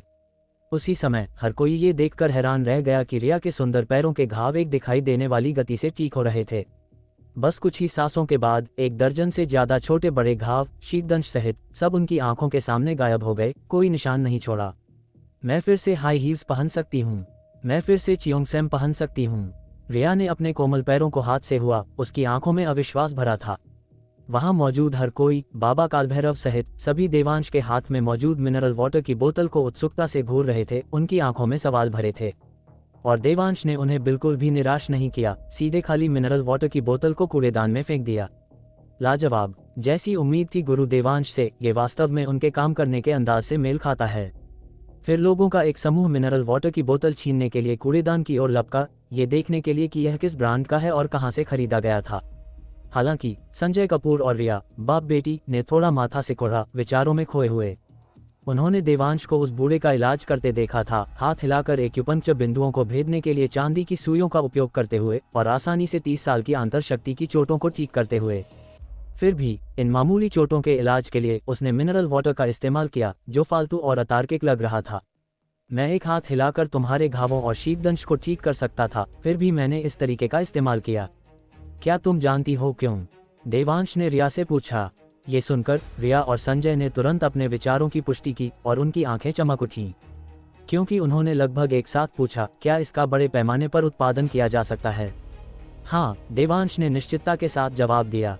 रिया मुस्कुराई और संजय के मुंह से एक अजीब सी चीख निकली। उत्साह से मौके पर ही गोल गोल घूमने लगा, फिर भीड़ में घुस गया, उनके हाथों से मिनरल वाटर की बोतल छीन ली और चिल्लाया, हम अमीर हो गए, हम अमीर हो गए, इस बार तो लॉटरी लग गई। बाबा कालभैरव ने बाप बेटी के भावों को देखा और जल्दी ही मुख्य बात समझ गए। जब उन्होंने देवांश को फिर से देखा तो उनका विस्मय पहले से भी ज्यादा था। कपूर परिवार के अन्य लोग, जो अभी भी नहीं समझे थे, उन्होंने खालीपन से पूछा, चाचा जी, हम अमीर कैसे हैं? आप ऐसे नहीं लग रहे जैसे लॉटरी लगी हो, आप ऐसे लग रहे हैं जैसे पागल हो गए हों। तुम क्या जानो? क्या तुम्हें पता है कि घरेलू स्किन केयर उद्योग हर साल कितना मुनाफा कमाता है? 10,000 करोड़ से ज्यादा। और एक बार यह चीज बाजार में आ गई तो कम से कम बाजार का आधा हिस्सा इसका होगा, और इसमें अंतर्राष्ट्रीय बाजार भी शामिल नहीं है। संजय ने अपने हाथ में मिनरल वाटर की बोतल की ओर इशारा करते हुए कहा। कपूर परिवार के लोग बेवकूफ नहीं थे। संजय के समझाने पर वे तुरंत समझ गए और उन सबकी आंखें चमक उठीं। 10,000 करोड़ के मुनाफे वाला बाजार, अगर उन्होंने आधे पर एकाधिकार कर लिया तो वह 5,000 करोड़ होगा, और वह हर साल 5,000 करोड़ का शुद्ध मुनाफा है। ये किस तरह का कॉन्सेप्ट है? ये लगभग ऐसा है जैसे हर दिन सोकर उठो और धड़ाम 10 करोड़ से ज्यादा बैंक में। यहाँ तक कि बाबा कालभैरव, जो पैसे को मिट्टी समझते थे, ये सुनने के बाद अपनी लार गटकने पर मजबूर हो गए। कोई रास्ता नहीं था, ये बहुत ज्यादा चौंकाने वाला था। लेकिन देवांश ने सिर हिलाया और कुछ ऐसा कहा जिसने उन्हें लगभग पागल कर दिया। ये सिर्फ स्किन केयर के लिए नहीं है, इस चीज को पिया भी जा सकता है और इसका असर बाहरी लेप से भी बेहतर है। जैसे ही ये शब्द बाहर आए, संजय के मुंह से अरे बाप रे निकला और वह उत्साह से लगभग बेहोश हो गया। अगर ऐसा होता तो ये सिर्फ स्किन केयर उद्योग नहीं होगा, ये चिकित्सा उद्योग में भी प्रवेश कर सकता है। आपको पता है, हर साल गैस्ट्रोइंटेस्टाइनल रक्तस्राव वाले रोगियों की संख्या कम नहीं है। बाजार का ये हिस्सा स्किन केयर उद्योग से भी बड़ा है। संजय अब स्थिर नहीं खड़ा रह सका। सबकी आपत्तियों को दरकिनार करते हुए वह सीधे देवांश के पास गया और उत्साह से पूछा, गुरु देवांश, नहीं धनकुबेर देवांश, क्या आप संक्षेप में बता सकते हैं कि सेवन करने पर इसके क्या प्रभाव होते हैं? देवांश ने एक पल के लिए सोचा और संक्षेप में कहा, मोटे तौर पर अगर तुम इस चीज को काफी मात्रा में पीते हो तो तुम हर दिन बस सोते हुए भी आंतर शक्ति विकसित कर सकते हो। लेकिन देवांश ने यह स्पष्ट नहीं किया कि काफी का क्या मतलब था। ये सुनकर कि वह अभ्यास किए बिना आंतर शक्ति विकसित कर सकता है, संजय ने यह नहीं सोचा कि उसे कितना पीने की जरूरत है और तुरंत लगभग शब्द को छोड़ दिया, उत्साह से सीधे बेहोश हो गया। इसी बीच बाबा कालभैरव, जो चुपचाप एक तरफ से ये सब देख रहे थे, इस दिव्य जल के प्रभावों में बिल्कुल भी दिलचस्पी नहीं ले रहे थे। वे बस एकटक देवांश को घूर रहे थे, ये सोचते हुए कि उसे अपनी पश्चिम की यात्रा पर धारा के विपरीत अपने साथ चलने का निमंत्रण दें या नहीं। उनका मानना था कि देवांश के मौजूद होने से इस पश्चिम की यात्रा पर जो काम पूरे करने थे वे बहुत आसान हो जाएंगे। हालांकि देवांश की उम्र देखने के बाद उन्होंने आखिरकार इस विचार को दबा दिया, यह महसूस करते हुए कि इतनी कम उम्र में उसे खतरे में डालना बेकार है। वे जानलेवा काम उन जैसे बूढ़े लोगों के लिए छोड़ देने चाहिए। फिर भी बाबा कालभैरव ने जाने से पहले देवांश को एक अवसर देने का मन बना लिया था। उनका मानना था कि भले ही देवांश एक महागुरु हो, एक बार जब उसे पता चलेगा कि वह अवसर क्या है तो वह निश्चित रूप से इसे पसंद करेगा। अध्याय 56। कई 100 सालों में वो पहला इंसान। जहां एक तरफ सब में जोश भरा हुआ था, वहीं जगदीश कपूर ने पहले ही नौकरों को लिविंग रूम से सिंघानिया परिवार की लाशें हटाने का हुक्म दे दिया था। जब उन्होंने और मास्टर वाघ ने यह सुना कि सिर्फ पानी पीने से आंतर शक्ति की साधना की जा सकती है तो उनकी आंखें फटी की फटी रह गईं। याद करो वो दिन जब बाहरी ताकत से आंतर शक्ति पैदा करने के लिए उन्होंने कितनी मेहनत की थी, कितनी मुसीबतें झेली थीं और कितना दर्द सहा था। लेकिन गुरु देवांश के साथ ये बस पानी पीने का खेल बन गया। गुरु देवांश, क्या जो तुमने कहा वो सच है? जगदीश कपूर ने अविश्वास से पूछा। बेशक सच है, लेकिन देवांश ने सिर हिलाया और कहा, तुम्हें हर दिन 1000 बोतलें पीनी होंगी और वो भी लगातार 1 साल तक, तब जाकर बात बनेगी। ये सुनते ही सबके होश उड़ गए। आखिर एक इंसान एक दिन में ज़्यादा से ज़्यादा 15 बोतलें पी सकता है। गुरु देवांश के बताए तरीके से आंतर शक्ति पैदा होगी या नहीं, ये तो पक्का नहीं था, लेकिन पीने वाला इंसान यकीनन ऊपर पहुंच जाएगा। संजय, जो खुशी के मारे बेहोश हो गया था, ये सुनते ही एकदम होश में आ गया। उसने देवांश की तरफ ऐसे देखा जैसे किसी ने उसका दिल तोड़ दिया हो। उसका चेहरा किसी सताई हुई औरत जैसा लग रहा था, लेकिन उसने खुद को जल्दी ही संभाल लिया। आखिर गुरु देवांश ने शुरू से ही कहा था कि आंतर शक्ति अपने आप पैदा करने के लिए काफ़ी पानी पीना होगा। बस उसने ये कभी नहीं सोचा था कि यह तथाकथित काफ़ी इतना ज़्यादा होगा। हालांकि देवांश की बातों से उसे मोटे तौर पर इस मिनरल वाटर के अंदरूनी फायदे समझ में आ गए थे। संक्षेप में, ये बीमारियों को ठीक करता है और अगर बीमारी ना हो तो शरीर को मजबूत बनाता है। सुनने में ये बिल्कुल टीवी सीरियलों में सड़क छाप बाबाओं के बेचने वाले रामबाण इलाज जैसा लग रहा था, लेकिन संजय अच्छी तरह जानता था कि गुरु देवांश का ये दिव्य जल बिल्कुल असली है। गुरु देवांश, वो क्या मैं इस दिव्य जल का इकलौता एजेंट बन सकता हूँ? संजय ने घबराते हुए पूछा। भले ही वह जानता था कि देवांश ने उन्हें ये सब खास तौर पर इसलिए दिखाया है ताकि वो उनके साथ काम कर सकें, फिर भी जब बात यहाँ तक आई तो उसकी धड़कनें तेज हो गईं। नहीं, देवांश ने सीधे इनकार कर दिया। ... संजय सन रह गया और कपूर परिवार के बाकी लोग भी हक्के बक्के रह गए। हजारों करोड़ के मुनाफे वाला बाजार उनके कपूर परिवार के हाथ से निकल गया। लेकिन अगर तुम्हें ये हमारे कपूर परिवार को नहीं देना था तो तुम बस हाथ घुमाकर रिया को ठीक कर सकते थे ना। हमें इस दिव्य जल का असर दिखाने के लिए इतना तामझाम क्यों किया? क्या सिर्फ हमें ललचाने के लिए? क्यों? संजय इतना मायूस हो गया कि बस रोने ही वाला था। देवांश ने रिया कपूर की तरफ इशारा किया, क्योंकि मैं चाहता हूं कि इसका पूरा प्रबंधन ये संभाले। ये सुनते ही कपूर परिवार के लोग सन रह गए। उन्हें अचानक एहसास हुआ कि मास्टर वाघ ने सिया को बचाने के लिए अपने हाथ पैर तुड़वा लिए थे, इसलिए देवांश ने उन्हें पहले जैसा ठीक किया और उन्हें एक ऐसा मौका दिया जिससे वो पूर्ण आंतर शक्ति के स्तर तक पहुंच सकें। और रिया कपूर ने सिया की मुसीबत की खबर जल्दी पहुंचाने के लिए अपने खूबसूरत पैरों को जख्मी कर लिया था, इसलिए देवांश ने न सिर्फ उसके पैरों को बेदाग बनाया बल्कि उसे हजारों करोड़ का व्यापार साम्राज्य भी सौंप दिया। भले ही कपूर परिवार को बचाना ही पूरे परिवार पर कभी न उतरने वाला एहसान था, फिर भी उसने मास्टर वाघ और रिया को अपने तरीके से इनाम देने का फैसला किया। सिंघानिया परिवार के बारे में फिर से सोचते हुए, जो पूरी तरह से मिट चुका था, वहां मौजूद हर कोई एक सच समझ गया, जो कोई उसकी देवांश की पत्नी और बेटी के साथ अच्छा व्यवहार करेगा उसे वह 100 गुना लौटाएगा, और जो उसकी पत्नी और बेटी को नुकसान पहुंचाएगा वह उसके पूरे खानदान को मिटा देगा। अपनी नाराजगी में स्पष्ट और अपने इनाम और सजा में खरा, यही था देवांश। रिया कपूर नंगे पैर खड़ी हुई, उसके चेहरे के भाव थोड़े उलझे हुए थे और उसने कहा, मैं गुरु देवांश के भरोसे को बिल्कुल नहीं तोड़ूंगी। जब उसने पहली बार देवांश की बात सुनी तो वह बहुत खुश थी, लेकिन जब उसे एहसास हुआ कि देवांश ने उसे ये सब सिया की वजह से सौंपा है तो उसे एक अजीब सा दुख महसूस हुआ। इस भावनाओं के तूफान ने उसे एक पल के लिए थोड़ा विचलित कर दिया। और संजय ने बड़ी चिंता के साथ पूछा, गुरु देवांश, आपने इसकी क्या कीमत रखने का सोचा है? देवांश ने सिर हिलाया, उस पर हम बाद में चर्चा करेंगे। आखिरकार कीमत उत्पादन की मात्रा पर निर्भर करती है, और उसने अभी तक ऊर्जा ग्रहण चक्र के लिए सामग्री भी हासिल नहीं की थी, इसलिए कीमत पर चर्चा करना अभी बहुत जल्दबाजी होगी। ठीक है, तो मैं पैकेजिंग और फाइलिंग जैसी शुरुआती तैयारियां शुरू करती हूँ, रिया ने कहा, झटके से ध्यान वापस लाते हुए, और तुरंत काम के मूड में आ गई। देवांश ने सिर हिलाया, रिया को ये बारीकियां खुद तय करने दी। बाबा कालभैरव चुपचाप सब कुछ देख रहे थे। जब देवांश ने कपूर परिवार के सदस्यों से बात खत्म की तो वे आगे बढ़े और पूछा, वो गोली क्या थी जो तुमने उसे दी थी? मणि विध्वंसक गोली। मणि विध्वंसक गोली, मैंने ये नाम क्यों नहीं सुना? बाबा कालभैरव ने माथे पर शिकन लाते हुए पूछा, मैं इसे कहाँ से खरीद सकता हूँ? ये चीज़ तो कुदरत के नियमों के ही खिलाफ थी। अगर वह अपने साथ कुछ गोलियां रख लें तो क्या ये कई अतिरिक्त जिंदगियां होने जैसा नहीं होगा? तुम इसे खरीद नहीं सकते, मैंने इसे खुद बनाया है। ...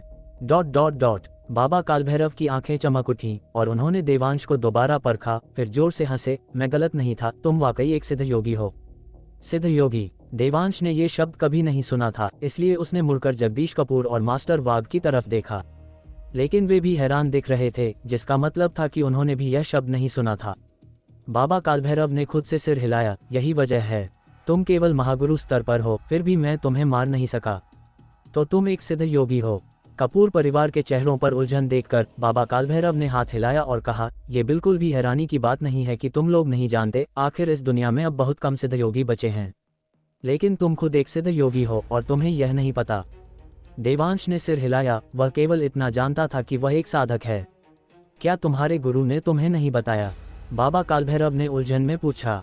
नहीं, उन्होंने मुझे केवल मन लगाकर साधना करने और अमर सम्राट स्तर तक पहुंचने के लिए कहा था, जिसके बाद मैं समय और काल को पलट सकता था। ये देखकर बाबा कालभैरव को अचानक समझ में आया, सही है, अगर उन्होंने तुम्हें बताया होता तो शायद तुम उन्हें अपना गुरु ही नहीं मानते। बाबा, आपका इससे क्या मतलब है? जगदीश कपूर ने पूछा। बाबा कालभैरव ने कहा, तथाकथित मार्शल आर्ट्स दरअसल मार्शल और आर्ट्स का मिला जुला रूप है। हम जैसे लोग जो अंतर शक्ति का अभ्यास करते हैं और मारने की तकनीक सीखते हैं, उन्हें असल में योद्धा कहा जाना चाहिए, जबकि उसके जैसे लोग जिनके पास जादुई कलाएं और दिव्य शक्तियां हैं और जो औषधीय गोलियां बनाने की कला में माहिर हैं, वे सिद्ध योगी हैं। चूंकि यह इतना शक्तिशाली है, बाबा आपने अभी क्यों कहा कि आप शिष्य नहीं बनना चाहेंगे? मैं तो अभी गुरु देवांश का शिष्य बनना चाहता हूँ, संजय ने पूछा। बाबा कालभैरव ने कहा, सिद्ध योगी वाकई योद्धाओं से ज्यादा ताकतवर होते हैं। आखिर हम शारीरिक शक्ति की साधना करते हैं और वे जादुई शक्ति की, इनका कोई मेल ही नहीं है, इनकी तुलना कैसे हो सकती है? लेकिन क्योंकि सिद्ध योगियों के लिए अपनी जादुई कलाओं और दिव्य शक्तियों का इस्तेमाल करने की प्रक्रिया बहुत बोझिल और लंबी है। एक योद्धा का सामना करना तो दूर की बात है, अगर तुम चाकू लिए किसी साधारण इंसान का भी सामना करो तो जब तक तुम अपने हाथों की मुद्राएं पूरी करोगे तब तक वो तुम्हें कई बार चाकू मार चुका होगा।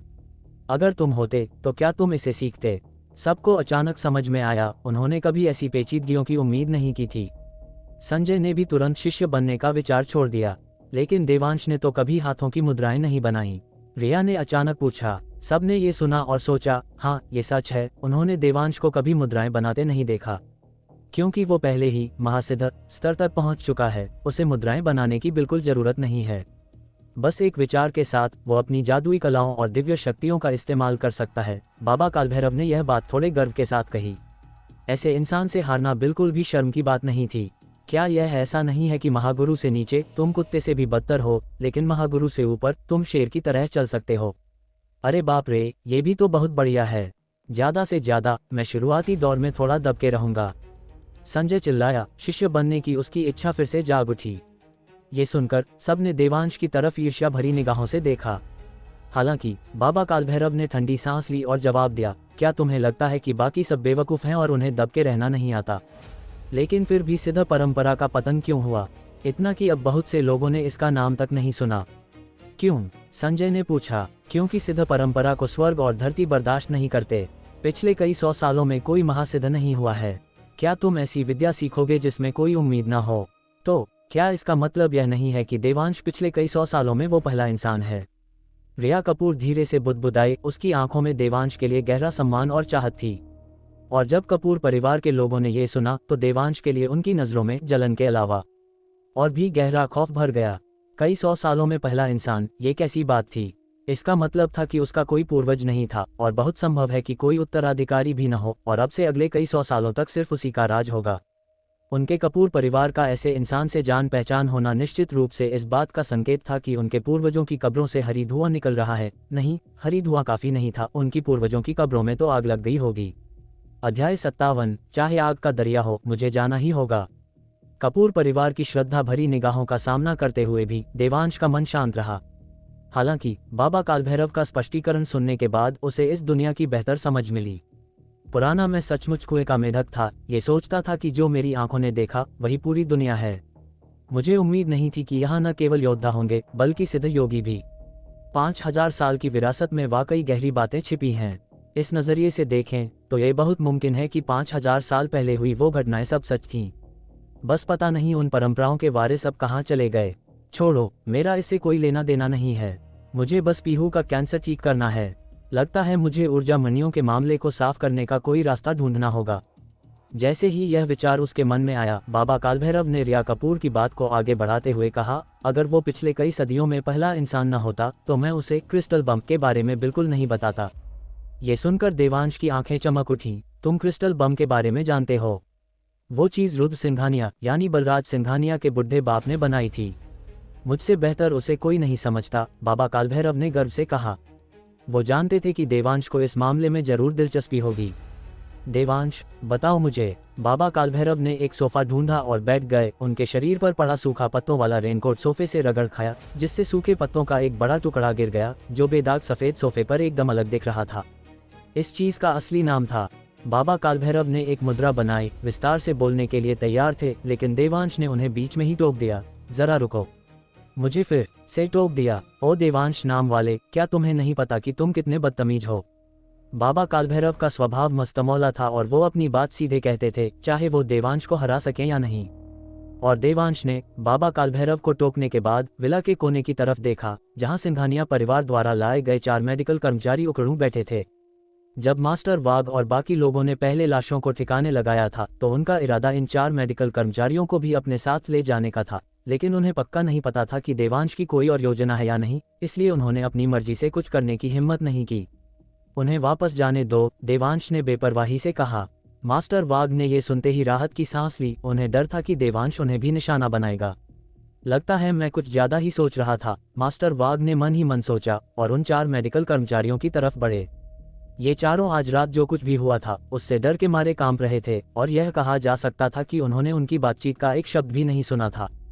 इस पल साक्षात यमराज मास्टर वाघ को अपनी तरफ आते देख उन्होंने सोचा कि वो उनका मुंह बंद करने के लिए उन्हें मारने आ रहे हैं, और डर के मारे उनके हाथ पैर ढीले पड़ गए। वो सीधे जमीन पर गिर पड़े। तुम जा सकते हो, मास्टर वाघ ने ठंडे स्वर में कहा, लेकिन आज रात के बाद तुम यहाँ कभी नहीं आए थे, समझे?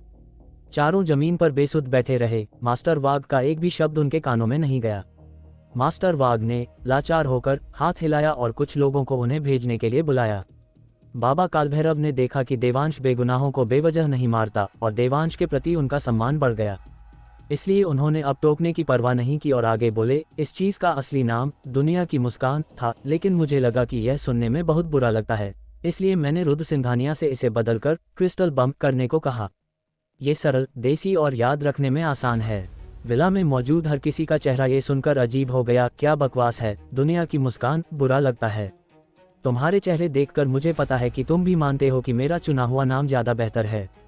बाबा कालभैरव ने सबके चेहरों पर छाई काली लकीरों को नजरअंदाज किया। इसके विपरीत उन्हें अपने बारे में बहुत अच्छा महसूस हुआ। कपूर परिवार के लोग इस बात पर फिर से चुप रह गए। इस चीज का कच्चा माल एक काला पत्थर है। रुद्र सिंघानिया ने कहा था कि उस चीज को ऊर्जा मणि कहते हैं और यह उसकी साधना के लिए विशेष रूप से मददगार है। और वो तुम्हारी तरह एक सिद्ध योगी था, बाबा कालभैरव ने जारी रखा। ये सुनकर देवांश मन ही मन सिर हिलाए बिना नहीं रह सका। उसने सोचा, लगता है कि इस दुनिया के सिद्ध योगी भी अपनी साधना को बेहतर बनाने के लिए ऊर्जा मणियों का इस्तेमाल करना जानते हैं, बस पता नहीं उनकी जादुई शक्ति कैसी है। बाबा कालभैरव ने देवांश की तरफ देखा और आगे कहा, उसे अपने जीवन काल में इस ऊर्जा मणि में विशेष रुचि थी, इसलिए मुझे लगता है कि तुम एक सिद्ध योगी के रूप में इसमें बहुत रुचि रखोगे। बेशक देवांश ने इसे छिपाया नहीं, और न ही उसे इस बात का डर था कि अगर उसने स्वीकार कर लिया तो बाबा कालभैरव कीमत बढ़ा देंगे। जब तक वह जल्द से जल्द ऊर्जा ग्रहण चक्र स्थापित कर सकता है, वह अपनी साधना में सुधार कर सकता है और पीहू की लाइलाज बीमारी को ठीक कर सकता है। इसके लिए बाबा कालभैरव चाहे जितनी भी कीमत बढ़ाएं, देवांश मान जाएगा। रुद्र सिंघानिया की ऊर्जा मणि एक छिपी हुई विशाल गुफा में मिली थी। हालांकि मैं इस गुफा का सही स्थान जानता हूं, लेकिन मैं तुम्हें वहां जाने की सलाह नहीं देता, बाबा कालभैरव ने कहा। इस बिंदु पर उनके चेहरे के भाव कुछ असामान्य थे। क्या खतरा है, देवांश ने पूछा। बाबा कालभैरव ने सिर हिलाया। उनका चेहरा बहुत बदसूरत हो गया। मौत के मुंह से बाल बाल बचना बाबा जैसे महायोद्धा भी नहीं कर सकते। मास्टर वाघ बीच में बोल पड़े, बहुत हैरान होकर। बाबा कालभैरव का सावला चेहरा अजीब तरह से फड़कने लगा। उन्होंने कहा, ऐसा नहीं है कि मैं नहीं कर सकता था, बात यह है कि जैसे ही मैं गुफा के मुहाने पर पहुंचा, उस चीज की पूंछ ने मुझे बेहोश कर दिया। मेरे पास उससे लड़ने की योग्यता भी नहीं थी। जब तक मैं दोबारा होश में आया, मैं पहले ही अस्पताल में था। इस विला में तुरंत सबने एक साथ ठंडी सांस ली। वो चीज क्या थी, देवांश ने पूछा। बाबा कालभैरव ने सिर हिलाया, मुझे नहीं पता। किसी ने भी उसका रूप साफ नहीं देखा। लगभग हर कोई तुरंत मर गया, इससे पहले कि वे प्रतिक्रिया भी कर पाते। मैं बच गया क्योंकि मैं आंतर शक्ति और बाहरी तकनीक दोनों की साधना करता हूँ। ... ये सुनकर कपूर परिवार के सभी लोग चुप हो गए। बाबा कालभैरव जैसे शक्तिशाली व्यक्ति के पास भी लड़ने की योग्यता नहीं थी, जिससे पता चलता था कि वह चीज कितनी शक्तिशाली और भयानक थी। चूंकि ऐसी बात है तो तुम्हें ऊर्जा मणि कैसे मिली? देवांश ने पूछा। बाबा कालभैरव ने कहा, हम उस बार 10 से ज्यादा लोगों के साथ गए थे और उनमें से सबसे कमजोर ने भी आंतर शक्ति के महासिद्धि स्तर को हासिल कर लिया था। उनमें 2 सिद्ध योगी भी थे, एक रुद्र सिंघानिया था और दूसरा उसका गुरु। हालांकि उन्हें मुद्राएं बनाने में लंबा समय लगता है, लेकिन जब तक वे बाहरी घेरे से लड़े उनकी शक्ति हम योद्धाओं से ज्यादा थी, इसलिए उसके गुरु और शिष्य ने ही ऊर्जा मणि प्राप्त की। लेकिन उन्हें भी चोटें आईं और लौटने के कुछ समय बाद ही एक एक करके उनका देहांत हो गया। विला में सन्नाटा छा गया। उन्होंने उम्मीद नहीं की थी कि इस दुनिया में इतना शक्तिशाली जानवर मौजूद होगा। देवांश, ये सब सुनने के बाद क्या तुम अब भी जाना चाहते हो? बाबा कालभैरव ने गंभीरता से पूछा। देवांश ने ये सुनकर केवल 2 शब्द कहे, पता बताओ। बाबा कालभैरव ने आह भरी और कहा, दरअसल मैंने शुरू में तुम्हें इसके बारे में बताने का इरादा नहीं किया था, लेकिन तुम्हारे कई तरीकों को देखने के बाद मैंने आखिरकार जाने से पहले तुम्हें यह अवसर देने का मन बना लिया। मैंने सोचा कि यह तुम्हारे लिए मददगार होना चाहिए, मुझे न मारने के लिए धन्यवाद के रूप में। हालांकि मैं तुम्हें उस जगह का पता दे सकता हूँ, लेकिन मैं वास्तव में तुम्हें अभी जाने की सलाह नहीं देता। तुम वहां जाने से पहले अपनी साधना के आगे बढ़ने का इंतजार कर सकते हो, तब तक बहुत देर नहीं होगी। देवांश ने यह सुनकर सिर हिलाया और कड़वी मुस्कान के साथ कहा, मैं इंतजार कर सकता हूँ, चाहे कितना भी समय लगे। लेकिन मेरी बेटी इंतजार नहीं कर सकती, इसलिए चाहे आग का दरिया हो या कांटों का रास्ता, मुझे जाना ही होगा। अध्याय 58। रघु काका, ये दुनिया वाकई बहुत बोरिंग है। तुम्हारी बेटी को क्या हुआ है? बाबा कालभैरव को देवांश के हालात के बारे में पता नहीं था, इसलिए उन्होंने पूछा। देवांश उस दुखद बात को दोबारा नहीं बोलना चाहता था। उसके बगल में खड़ी रिया कपूर ने धीरे से उसकी तरफ से जवाब दिया, कैंसर। उद्धरण चिन्ह ... उद्धरण चिन्ह। बाबा कालभैरव ये सुनकर पहले तो सन्न रह गए, फिर उन्होंने न तो हिचकिचाहट दिखाई और न ही उसे मनाने की कोशिश की, बस सीधे देवांश को वो पता बता दिया। मैं पहले तुमसे अपने साथ कुछ काम के लिए चलने को कहने वाला था, लेकिन अब सोचता हूं तो रहने ही दो। आखिर तुम्हारी बच्ची ज्यादा जरूरी है, बाबा कालभैरव ने कहा, और उसे याद दिलाना नहीं भूले, लेकिन खुद पर ज्यादा जोर मत डालना। अगर काम न बने तो बस वापस आ जाना और कोई दूसरा रास्ता सोचना। देवांश का पक्का इरादा देखकर बाबा कालभैरव को पछतावा हो रहा था कि उन्होंने देवांश को क्रिस्टल बम के बारे में क्यों बताया। देवांश ने यह सुनकर सिर हिलाया, यह नहीं पूछा कि वो काम क्या था। बाबा कालभैरव का शुक्रिया अदा करने के बाद उसने कपूर परिवार के लोगों को कुछ निर्देश दिए और फिर मालाबार हिल की चोटी की तरफ मुड़ गया। सब उसकी पीठ को देख रहे थे और न जाने क्यों उन सबके दिल में एक अजीब सी टीस उठी। रिया कपूर ने अपने हाथों को अपनी छाती पर जोड़ लिया, धीरे से बुदबुदाई जैसे प्रार्थना कर रही हो, देवांश जिंदा वापस आना। जब देवांश की आकृति आंखों से ओझल हो गई, तभी सबने अपनी नजरें हटाईं। जगदीश कपूर बाबा कालभैरव के पास गए और विनम्रता से झुककर बोले, बाबा, आपने लंबा सफर तय किया है, क्या आप कपूर परिवार में कुछ दिन और रुककर हमें अपनी सेवा का मौका देंगे? हम अपनी मेजबानी का फर्ज निभाना चाहते हैं। बाबा कालभैरव ने हाथ हिलाया और कहा, मुझे कुछ और जरूरी काम है और मैं जल्दी में हूँ, इसलिए मैं अब चलता हूँ। वो औपचारिकता नहीं दिखा रहे थे। आखिर जब वो सिंघानिया परिवार में थे तब उन्होंने बलराज सिंघानिया से कहा था कि वो जल्दी में हैं। रही बात कि वो किस काम की जल्दी में थे, ये किसी को नहीं पता था।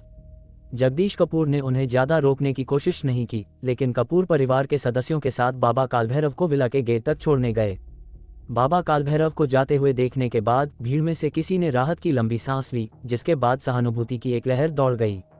हालांकि बाबा कालभैरव ने खुद कहा था कि वो उन्हें नुकसान नहीं पहुंचाएंगे, लेकिन उनके कारण जो मानसिक दबाव बना था वो पूरी तरह खत्म नहीं हुआ था। अब जब बाबा कालभैरव चले गए तो उन्होंने आखिरकार चैन की सांस ली। जब वे विला में वापस आए तो अंदर की तबाही देखकर उन सबको एक अजीब सा अवास्तविक एहसास हुआ। किसने सोचा होगा कि इससे पहले वे सिंघानिया परिवार के हाथों लगभग मरने वाले थे, फिर भी वे ही थे जो बच गए, जबकि सिंघानिया परिवार का नामो निशान मिट गया। हर जगह बिखरे हुए कांच के टुकड़ों को देखकर जो रोशनी में चमक रहे थे, एक आपदा से बचने की खुशी अपने आप उमड़ पड़ी। पापा, सिंघानिया परिवार के सारे बिजनेस अब हमारे होने चाहिए, है ना? संजय ने उम्मीद भरी नजरों से पूछा। वे इतने सालों से सिंघानिया परिवार से लड़ रहे थे, हमेशा इलाका बांटते रहे और एक दूसरे का कुछ नहीं बिगाड़ पाए। उन्होंने कभी उम्मीद नहीं की थी कि देवांश के दखल से सिंघानिया परिवार सीधे मिट जाएगा। उनका कपूर परिवार तो जैसे बिना लड़े ही जीत गया था। हालांकि जगदीश कपूर ने सिर हिलाया और कहा, गुरु देवांश के बिना हमारा कपूर परिवार बहुत पहले खत्म हो गया होता। तुम अभी भी गुरु देवांश के युद्ध के इनाम को हड़पने की हिम्मत कैसे कर सकते हो? पापा, आपका मतलब है? चूंकि गुरु देवांश व्यापार में माहिर नहीं है, हम इसे उनके लिए अच्छी तरह संभालेंगे। बेटी, जाओ सिंघानिया परिवार के सभी व्यवसायों को इकट्ठा करो और फिर उन्हें गुरु देवांश के नाम पर ट्रांसफर कर दो, जगदीश कपूर ने आदेश दिया। जगदीश कपूर के इस फैसले पर कपूर परिवार के एक भी व्यक्ति ने असहमति नहीं जताई। वास्तव में उन सब ने दिल से मंजूरी दी। रिया कपूर ने तो मुस्कुराते हुए हामी भी भरी, ये कहते हुए कि वह निश्चित रूप से इस काम को बखूबी पूरा करेगी। इसके अलावा पता लगाओ कि गुरु देवांश की पत्नी पूर्व पत्नी कहाँ काम करती है और फिर उसे प्रमोशन देने और उसकी तनख्वाह बढ़ाने का कोई तरीका ढूंढो, जगदीश कपूर ने निर्देश देना जारी रखा। रिया ने तुरंत जवाब दिया, यह आसान है। वह एक छोटी एडवर्टाइजिंग और पब्लिसिटी कंपनी में काम करती है।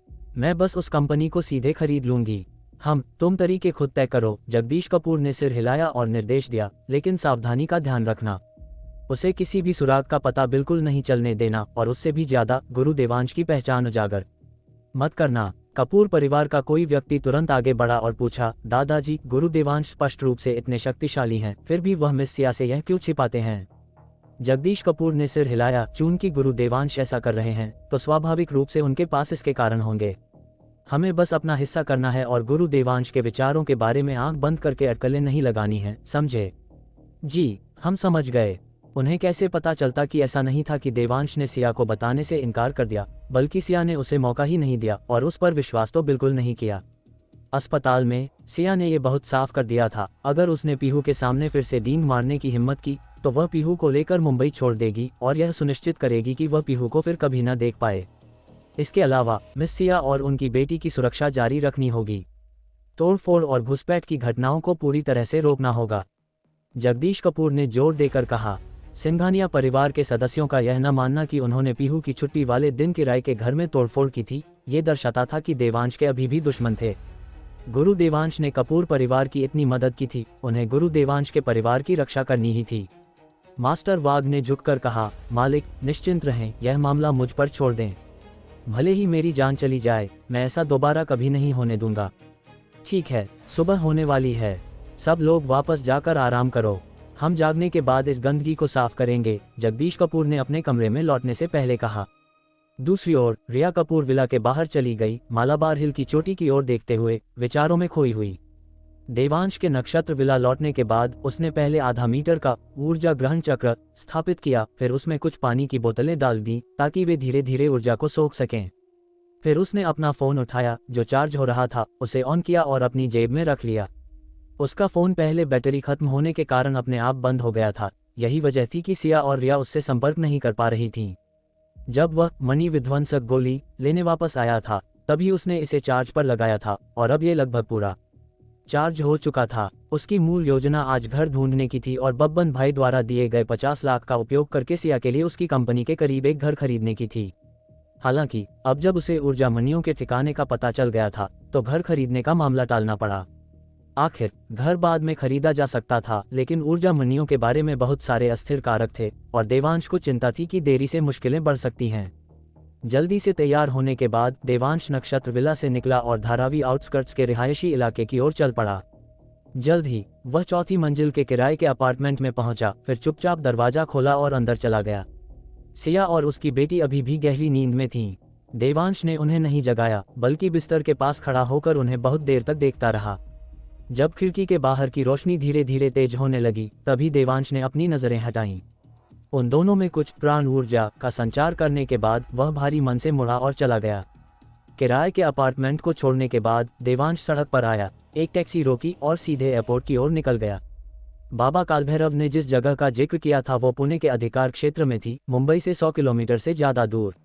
भले ही देवांश बहुत तेज था, इतनी लंबी दूरी तक दौड़ना, भले ही वह रास्ते में न मरे, लेकिन पहुंचने के बाद वह लड़ने के लिए बहुत थक जाएगा। ये खुद को मौत के मुंह में भेजने जैसा ही होगा, इसलिए प्लेन लेना ज्यादा भरोसेमंद था।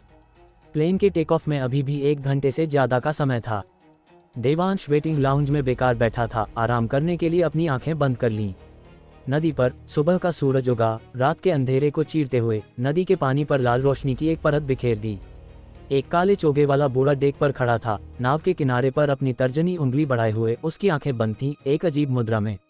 लेकिन करीब से देखने पर कोई भी देख सकता था कि उसकी उंगली के पो से एक धुंधला सफेद धागा लटक रहा था जो चुपचाप नदी के पानी में जा रहा था। छोटी नाव धारा के साथ बहती रही। बूढ़ा स्थिर रहा, लेकिन कुछ ही सांसों के बाद उसकी तर्जनी उंगली थोड़ी ऊपर की ओर मुड़ी और एक गहरे हरे रंग की नदी की मछली सफेद धागे से ऊपर खींच ली गई। रघु काका, बाहरी आंतर शक्ति पर आपका नियंत्रण और भी कुशल हो गया है। पूजा, जो अपने कपड़ों में ही सो गई थी, जागने के बाद नाव के सामने गहरे हरे रंग की नदी की मछली को देखकर मुस्कुराते हुए बोली। बूढ़े ने ये सुना, सिर हिलाया और आह भरी, यह अभी भी काफी नहीं है। ये तब काफी होगा जब ये नदी की मछलियां मेरे नाव पर खींचने के बाद भी उछल कूद और तड़प सकें। पूजा ने ये सुनकर देखा और तभी महसूस किया कि गहरे हरे रंग की नदी की मछली के शरीर या मुंह पर हल्के, लगभग अदृश्य जकड़न के निशान थे। भले ही बहुत हल्के, लेकिन वे मौजूद जरूर थे। उसने इस पर ज्यादा ध्यान नहीं दिया, बल्कि दूर उगते सूरज को देखा, अंगड़ाई ली और लापरवाही से पूछा, रघु काका, हम आगे कहाँ जा रहे हैं? पुणे। मैंने सुना है कि वो राक्षस हाल ही में काफी उत्तेजित है। मुझे लगता है कि छोटी मालकिन को ये दिलचस्प लगेगा। पूजा ने सिर हिलाया और फिर पूछा, पूरी रात बीतने के बाद मुंबई की स्थिति के कुछ परिणाम तो आए होंगे, है ना? बूढ़े ने हम किया और जवाब दिया, किसी ने एक आकृति को सूखे पत्तों का रेनकोट पहने नाव को धारा के विपरीत ले जाते देखा। अगर कोई आश्चर्य नहीं हुआ तो उसे पश्चिम से घुसने वाले लोगों के समूह को रोकने के लिए जाना चाहिए था। पूजा ने ये सुना और पूछा, उसका स्वर न तो खुश था और न ही उदास, तो वो आदमी हार गया? बिना किसी शक के, हाँ। पूजा ने सिर हिलाया, एक कोमल उंगली बढ़ाई जैसे उगते सूरज को रोकने की कोशिश कर रही हो, लेकिन पाया कि वह इसे किसी भी तरह से रोक नहीं सकती थी। इसलिए उसने बस अपना हाथ नीचे कर लिया, सूरज की रोशनी को अपने चेहरे पर पड़ने दिया। बस ये कि आज सूरज इतना ज्यादा चुभने वाला क्यों है? उसकी आंख के कोने से एक आंसू फिसल गया, लेकिन वह इससे अनजान लग रही थी। इसके बजाय फीकी मुस्कान के साथ बोली और कहा, रघु काका, ये दुनिया वाकई अभी भी बहुत बोरिंग है। अध्याय 59। आज के बाद हम कभी नहीं मिलेंगे। मेरी बेटी को छोड़ दो। सिया एक जोरदार चीख के साथ अपने सपने से जागी। जब उसने देखा कि वह अपने बिस्तर पर बैठी है और उसकी बेटी भी उसके बगल में लेटी है, तब जाकर वह थोड़ी शांत हुई। क्या वो बुरा सपना था? सिया को थोड़ा अविश्वास हुआ, फिर उसने अपना पेट छूकर देखा और पाया कि उसे बिल्कुल दर्द नहीं हो रहा था। क्या वाकई वो सपना हो सकता है? लेकिन वो बहुत असली लग रहा था, है ना? रुको, मुझे याद है मैंने देशमुख आजी को पीहू का ख्याल रखने के लिए कहा था कल रात। ये सोचकर सिया जल्दी से बिस्तर से उतरी। देशमुख आजी से पूछना चाहती थी, लेकिन पाया कि देशमुख आजी उसके बगल वाले बिस्तर पर लेटी थीं। वह जल्दी से देशमुख आजी को चेक करने के लिए दौड़ी और राहत महसूस की कि वे बस सो रही थीं। नहीं, ये सपना नहीं है, वरना देशमुख आजी अपने कमरे में जाकर सोती, यहाँ नहीं। मुझे बहुत साफ याद है, ये निश्चित रूप से सपना नहीं है। सिया दूसरे बेडरूम में खड़ी थी, बिस्तर पर देशमुख आजी को देख रही थी और उसके विचार धीरे धीरे साफ होने लगे। उसने दूसरे बेडरूम की खिड़की पर नजर डाली और पाया कि उसकी मरम्मत कर दी गई थी। इससे पहले कि उसके दिल में कोई गर्मजोशी उठती, वह निराशा और दुख से ढक गई। कल रात क्या हुआ था, यह उसके दिमाग में ताज़ा था। उसे साफ याद था कि पीहू को लगभग ले जाया गया था और उसके हाथ पैर तोड़ दिए गए थे और उसे खुद म्यांमार में वेश्या के रूप में बेचने की तैयारी थी। और देवांश, उसने वास्तव में अपना फोन बंद कर दिया और छिप गया। देवांश, तुम कितने पत्थर दिल हो। ये सब तुम्हारी वजह से शुरू हुआ, फिर भी तुम छिप गए और अपनी बेटी की जिंदगी या मौत की परवाह नहीं की। मेरी आंखों पर पट्टी बंधी थी जो तुमसे शादी की। उफ। सिया वापस लिविंग रूम में आए, एक कुर्सी पर बैठी और आंसू बेकाबू होकर बहने लगे। वह बहुत जोर से रोने की हिम्मत नहीं कर पा रही थी। डर था कि कहीं देशमुख आजी और उसकी बेटी न जाग जाएं। उसे नहीं पता था कि वह कब तक रोई। जब तक उसे अपनी सांस लेना मुश्किल नहीं लगा, तब वह धीरे धीरे चुप हुई। लेकिन मैं तो पहले ही बेहोश हो गई थी। मैं अपने बिस्तर पर कैसे लेटी हो सकती हूँ? सिया रोना बंद करने के बाद कल रात की घटनाओं को याद करने लगी और पाया कि कुछ गड़बड़ थी। लेकिन उसने केवल अपनी भौहें सिकुड़ी और एक पल के लिए सोचा, इससे पहले कि वह कुंजी समझ पाती, और बोल पड़ी, ये मास्टर वाघ हैं। सही है, ये जरूर वही होंगे जिन्होंने उस सूखे पत्तों वाले रेनकोट पहने अजीब आदमी को हराया होगा और फिर मुझे और पीहू को बचाने के लिए वापस दौड़े होंगे। मुझ पर उनका एक और एहसान चढ़ गया।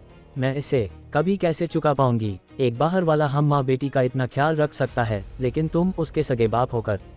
ये सोचकर सिया के आंसू फिर से बेकाबू होकर बह निकले।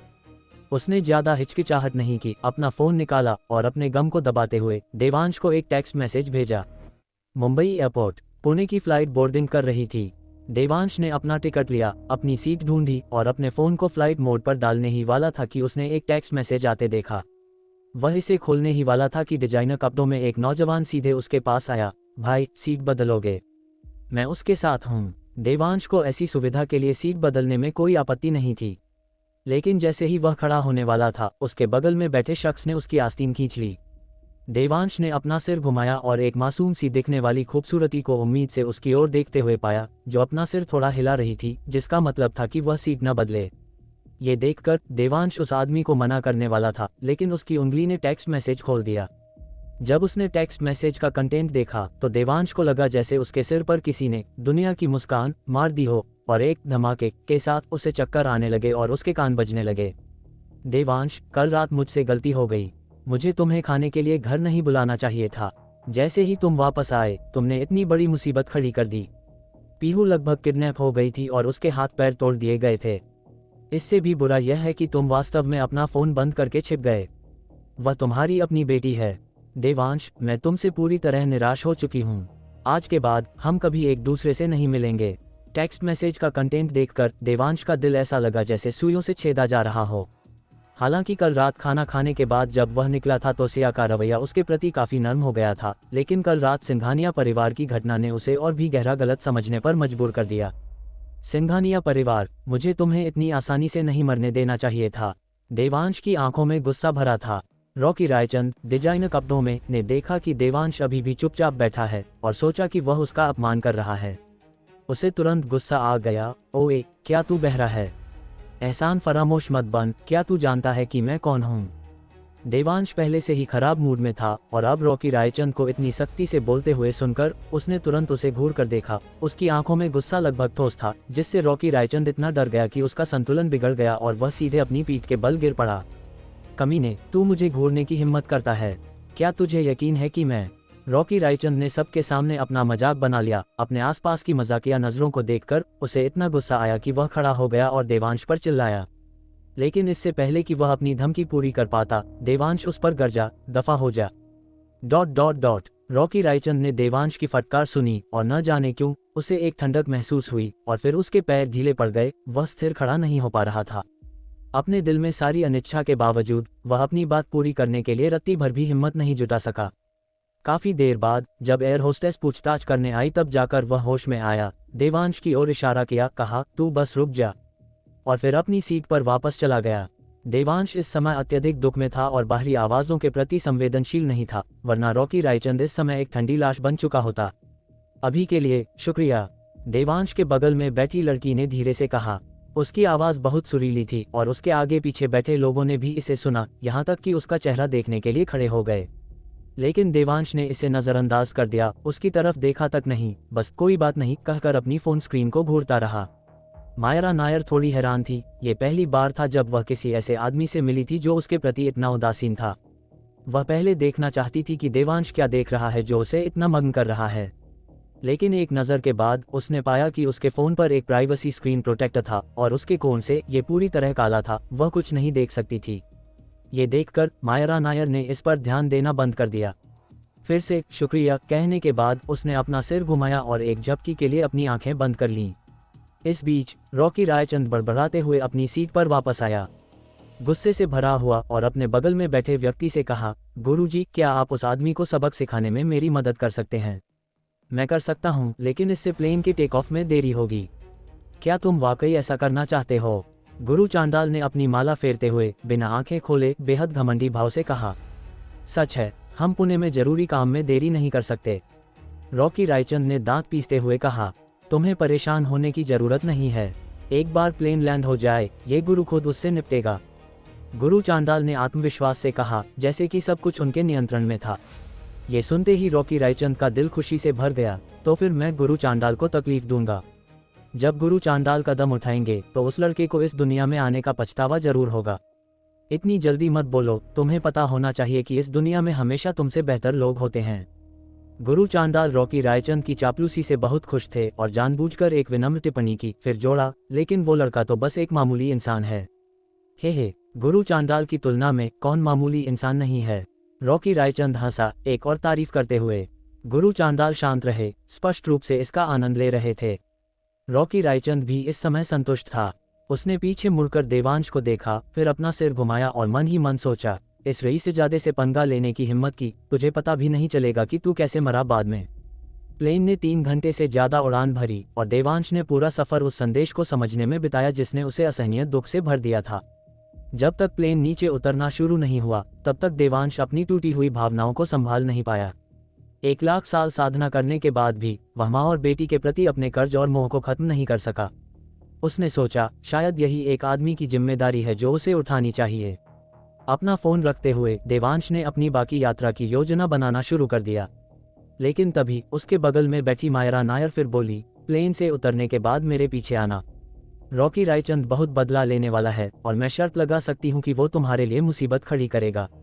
उसके लिए चिंता के ये शब्द सुनकर देवांश ने आखिरकार अपना सिर घुमाकर देखा और पाया कि उसकी सहयात्री की खूबसूरती आश्चर्यजनक रूप से बेमिसाल थी और उसकी उम्र को देखते हुए वह शायद 20 के आसपास थी, संभवतः अभी भी एक कॉलेज स्टूडेंट। कोई आश्चर्य नहीं था, ऐसी शक्ल वाली कॉलेज स्टूडेंट अगर रॉकी रायचंद जैसी मक्खियों को आकर्षित न करे तो अजीब होगा। लेकिन देवांश ने केवल उस पर एक नज़र डाली और सिर हिलाकर मना कर दिया, जरूरत नहीं है, मुझे कुछ काम है। लेकिन उसके बगल में बैठे गुरु चांडाल, अंकल चांडाल तुम्हें आसानी से नहीं छोड़ेंगे। मायरा चिंतित हो गई, वह अपनी वजह से ऐसे हैंडसम आदमी की मौत का कारण नहीं बनना चाहती थी। अध्याय 60 जानलेवा काला धुआं ताबीज की विरासत। कोई बात नहीं, आम लोग मेरा कुछ नहीं बिगाड़ सकते। देवांश सच बोल रहा था, लेकिन मायरा नायर को उसका मतलब समझ नहीं आया। उसने बस यही सोचा कि वह कोई ऐसा व्यक्ति है जिसने मार्शल आर्ट सीखा है। लेकिन अंकल चांडाल कोई आम इंसान नहीं है, वो काला जादू जानते हैं। संक्षेप में, उनके खिलाफ मार्शल आर्ट्स बेकार है, तुम उनका मुकाबला बिल्कुल नहीं कर सकते।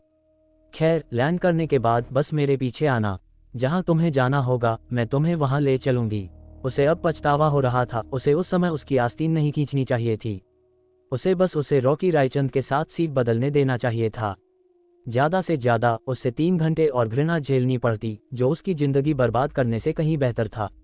उसने शुरू में सोचा था कि देवांश जिद नहीं करेगा, लेकिन उसे उम्मीद नहीं थी कि वह वास्तव में रॉकी रायचंद की धमकियों की परवाह किए बिना उसे जबरदस्ती वापस भेज देगा। मायरा नायर जितना सोचती थी उतना ही ज्यादा पछताती थी, लेकिन उसने उस समय वाकई सहज रूप से काम किया था और उसे खींचते ही पछतावा हुआ। इसलिए वह पूरे रास्ते सोच रही थी कि क्या किया जाए, और अंत में देवांश को अपने साथ ले जाने का विचार आया। लेकिन जो बात परेशान करने वाली थी वो ये कि इस लड़के ने मना कर दिया और वह उसके साथ जाने के लिए बिल्कुल भी उत्साहित नहीं लग रहा था। क्या वह सच में इतनी बुरी थी? देवांश पहले मना करना चाहता था, लेकिन फिर उसने सोचा कि उसे बाद में टैक्सी लेनी होगी, जो थोड़ी परेशानी वाली बात थी। शहर में लिफ्ट लेना और फिर योजना बनाना बेहतर हो सकता है। इसलिए देवांश ने अब मना नहीं किया और मायरा नायर के सुझाव को मान गया। और मायरा नायर देवांश को सहमत होते देख उसने भी राहत की सांस ली। प्लेन निर्धारित समय से 10 मिनट पहले लैंड कर गया। जैसे ही यह नीचे उतरा, मायरा नायर ने उत्सुकता से अपने फ़ोन का फ्लाइट मोड बंद कर दिया और उसे लेने आने वाले व्यक्ति को मैसेज किया, ये कहते हुए कि उसे कुछ परेशानी का सामना करना पड़ा है और बेहतर होगा कि वह उसे लेने अंदर आए। जैसे ही प्लेन पूरी तरह रुका, मायरा नायर ने देवांश को जल्दी चलने के लिए उकसाया। देवांश के पास उठने और बाहर जाने के अलावा कोई चारा नहीं था। जैसे ही वह रॉकी रायचंद की सीट से गुजरा, उसे साफ महसूस हुआ कि एक जोड़ी शैतानी आंखें उसे घूर रही हैं। उसने अपना सिर घुमाया और एक काले बंदगले के सूट में एक दुबले पतले अधेड़ उम्र के आदमी को देखा, जो अपने हाथ में माला फेर रहा था। उसकी छोटी आंखें थोड़ी संकुचित थीं, जो उसे दरारों से देख रही थीं। बदसूरत होने के अलावा देवांश को उसमें कुछ खास नहीं दिखा, इसलिए उसने अपनी नज़रें हटा लीं और आगे बढ़ता रहा। गुरु चांडाल, क्या आप अभी कुछ नहीं करेंगे? रॉकी रायचंद ने देवांश के गुजरते ही बेसब्री से पूछा। कोई जल्दी नहीं, यहाँ बहुत लोग हैं। सबके उतरने के बाद इस गुरु के लिए उसे सबक सिखाना बहुत देर नहीं होगी, गुरु चांडाल ने शांति से कहा। क्या आपको डर नहीं है कि वह भाग जाएगा? रॉकी रायचंद ने चिंता से पूछा। चिंता मत करो, वह बच नहीं सकता, गुरु चांडाल ने पूरे आत्मविश्वास के साथ कहा। यह सुनकर रॉकी रायचंद आखिरकार शांत हुआ। उसने मायरा नायर के साथ अकेले रहने का मेरा मौका बर्बाद कर दिया। अगर मैंने उसे अपाहिज नहीं किया तो मैं गुरु चांडाल के महान जादू के लायक नहीं हूँ। जैसे ही रॉकी रायचंद सोच रहा था, उसने गुरु चांडाल की आवाज़ सुनी, समय हो गया है, चलो। आवाज़ सुनकर रॉकी रायचंद का उत्साह बढ़ गया। वह जल्दी से उठा और गुरु चांडाल को प्लेन से नीचे ले गया। इस बीच मायरा नायर के प्लेन से उतरने के बाद वह देवांश को और तेज चलने के लिए उकसाती रही। लेकिन चाहे वह कितना भी उकसाए, देवांश अपनी ही बेफिक्र गति से चलता रहा। मायरा नायर ये देखकर कि उकसाना बेअसर है, इतनी चिंतित थी कि वह लगभग रोने वाली थी। ये देखकर कि रॉकी रायचंद और उसका ग्रुप पकड़ने ही वाला है, मायरा नायर ने अपने होंठ काटे, जैसे कोई बहुत बड़ा फैसला ले रही हो। फिर देवांश को चौंकाते हुए उसने सीधे उसका हाथ पकड़ा और उसे आगे खींचते हुए दौड़ पड़ी। देवांश इस दृश्य से सन्न रह गया। एक पल के लिए उसने कोई प्रतिक्रिया नहीं दी और बस उसे आगे खींचने दिया। ये दृश्य रॉकी रायचंद की नजरों में पड़ गया। एक पल में उसके दांत लगभग पीसकर धूल हो गए। मैंने अभी तक मायरा नायर का हाथ भी नहीं छुआ है और तू कमीने उसे छूने की हिम्मत करता है। गुरु चांडाल, क्या आप कुछ नहीं करेंगे? गुरु चांडाल ने अपनी जेब से हथेली के आकार की एक जेड प्लेट निकाली। उस पर तरह तरह के अजीबोगरीब अक्षर खुदे हुए थे और वह पूरी तरह से गहरे हरे रंग की थी। जैसे ही उन्होंने उसे निकाला, बगल में खड़े रॉकी रायचंद को एक अजीब सी ठंड महसूस हुई। लेकिन जब उसने जेड प्लेट देखी तो उसके मुंह के कोने पर एक शैतानी मुस्कान अपने आप आ गई। गुरु चांडाल ने प्राणहरण मणिपत्र भी निकाल लिया है। इस बार तू छोटे, अगर तू मरा नहीं तो अपाहिज जरूर हो जाएगा। गुरु चांडाल ने प्राणहरण मणिपत्र निकालने के बाद उस पर एक मंत्र का जाप किया, जबकि उनके दूसरे हाथ ने मणिपत्र पर इशारे किए। लगभग 10 सेकंड बाद गुरु चांडाल ने सामने देवांश की ओर इशारा किया और एक काला धुआं देवांश की ओर तेजी से बढ़ा। ये काला धुआं अघोरी विद्याओं से अलग था। बिना लक्ष्य के बाल या जन्मतिथि के भी यह उनका पीछा कर सकता था। जब तक जादूगर जादू करते समय उस व्यक्ति को देख सकता था, काला धुआं लगातार उस व्यक्ति का पीछा करता रहता जब तक कि वह उसके शरीर में घुस नहीं जाता। इसके अलावा ये काला धुआं बेहद तेज था। आम लोग इसे बिल्कुल नहीं देख सकते थे और अगर उन्होंने देखा भी तो वे केवल यही सोचेंगे कि उन्हें भ्रम हो रहा है। इस गुरु के प्राणहरण काले धुएं की चपेट में आने पर 3 दिनों के भीतर तुम अपने शरीर के मांस को थोड़ा थोड़ा करके सड़ते हुए देखोगे। तब तक कोई इलाज नहीं होगा और तुम धीरे धीरे तड़प तड़प कर मरोगे। यहाँ तक कि एक आंतर शक्ति वाला योद्धा भी इसका सामना नहीं कर सकता, तो तुम एक आम इंसान जो इससे ज्यादा साधारण नहीं हो सकता, तुम्हारी क्या बिसात। तुम और भी दर्दनाक मौत मरोगे, असहनीय दर्द में। गुरु चांडाल ने प्राणहरण मणिपत्र रखते हुए ताना मारा, विजयी होकर, जैसे उन्होंने पहले ही देवांश की दर्दनाक मौत देख ली हो। रॉकी रायचंद ने सुना, उसका खून खौल उठा। कामना की कि 3 दिन जल्दी बीत जाएं ताकि वह व्यक्तिगत रूप से देवांश की दयनीय स्थिति देख सके। लेकिन जैसे ही रॉकी रायचंद देवांश की दर्दनाक मौत के बारे में सोच रहा था, गुरु चांडाल अचानक धीरे से चिल्लाए, बुरा हुआ। क्या हुआ? रॉकी रायचंद ने चिंता से पूछा। गुरु चांडाल ने अपनी आंखें सिकुड़ी, उनका चेहरा गुस्से से भरा था। प्राणहरण काला धुआं रोक दिया गया। ये कैसे संभव है? गुरु चांडाल, क्या आपको यकीन है कि आपसे गलती नहीं हुई? रॉकी रायचंद को लगा जैसे उस पर ठंडे पानी की बाल्टी डाल दी गई हो। उसकी सारी खूबसूरत कल्पनाएं पूरी तरह से टूट गईं। वह गुरु चांडाल के तरीकों को जानता था, खासकर ये प्राणहरण काला धुआं जो अचूक था और कभी असफल नहीं हुआ था। ये नायर परिवार से कोई है। जो व्यक्ति मायरा को लेने आया था उसने कदम उठाया। गुरु चांडाल ने दांत पीसते हुए कहा, तो अब हम क्या करें?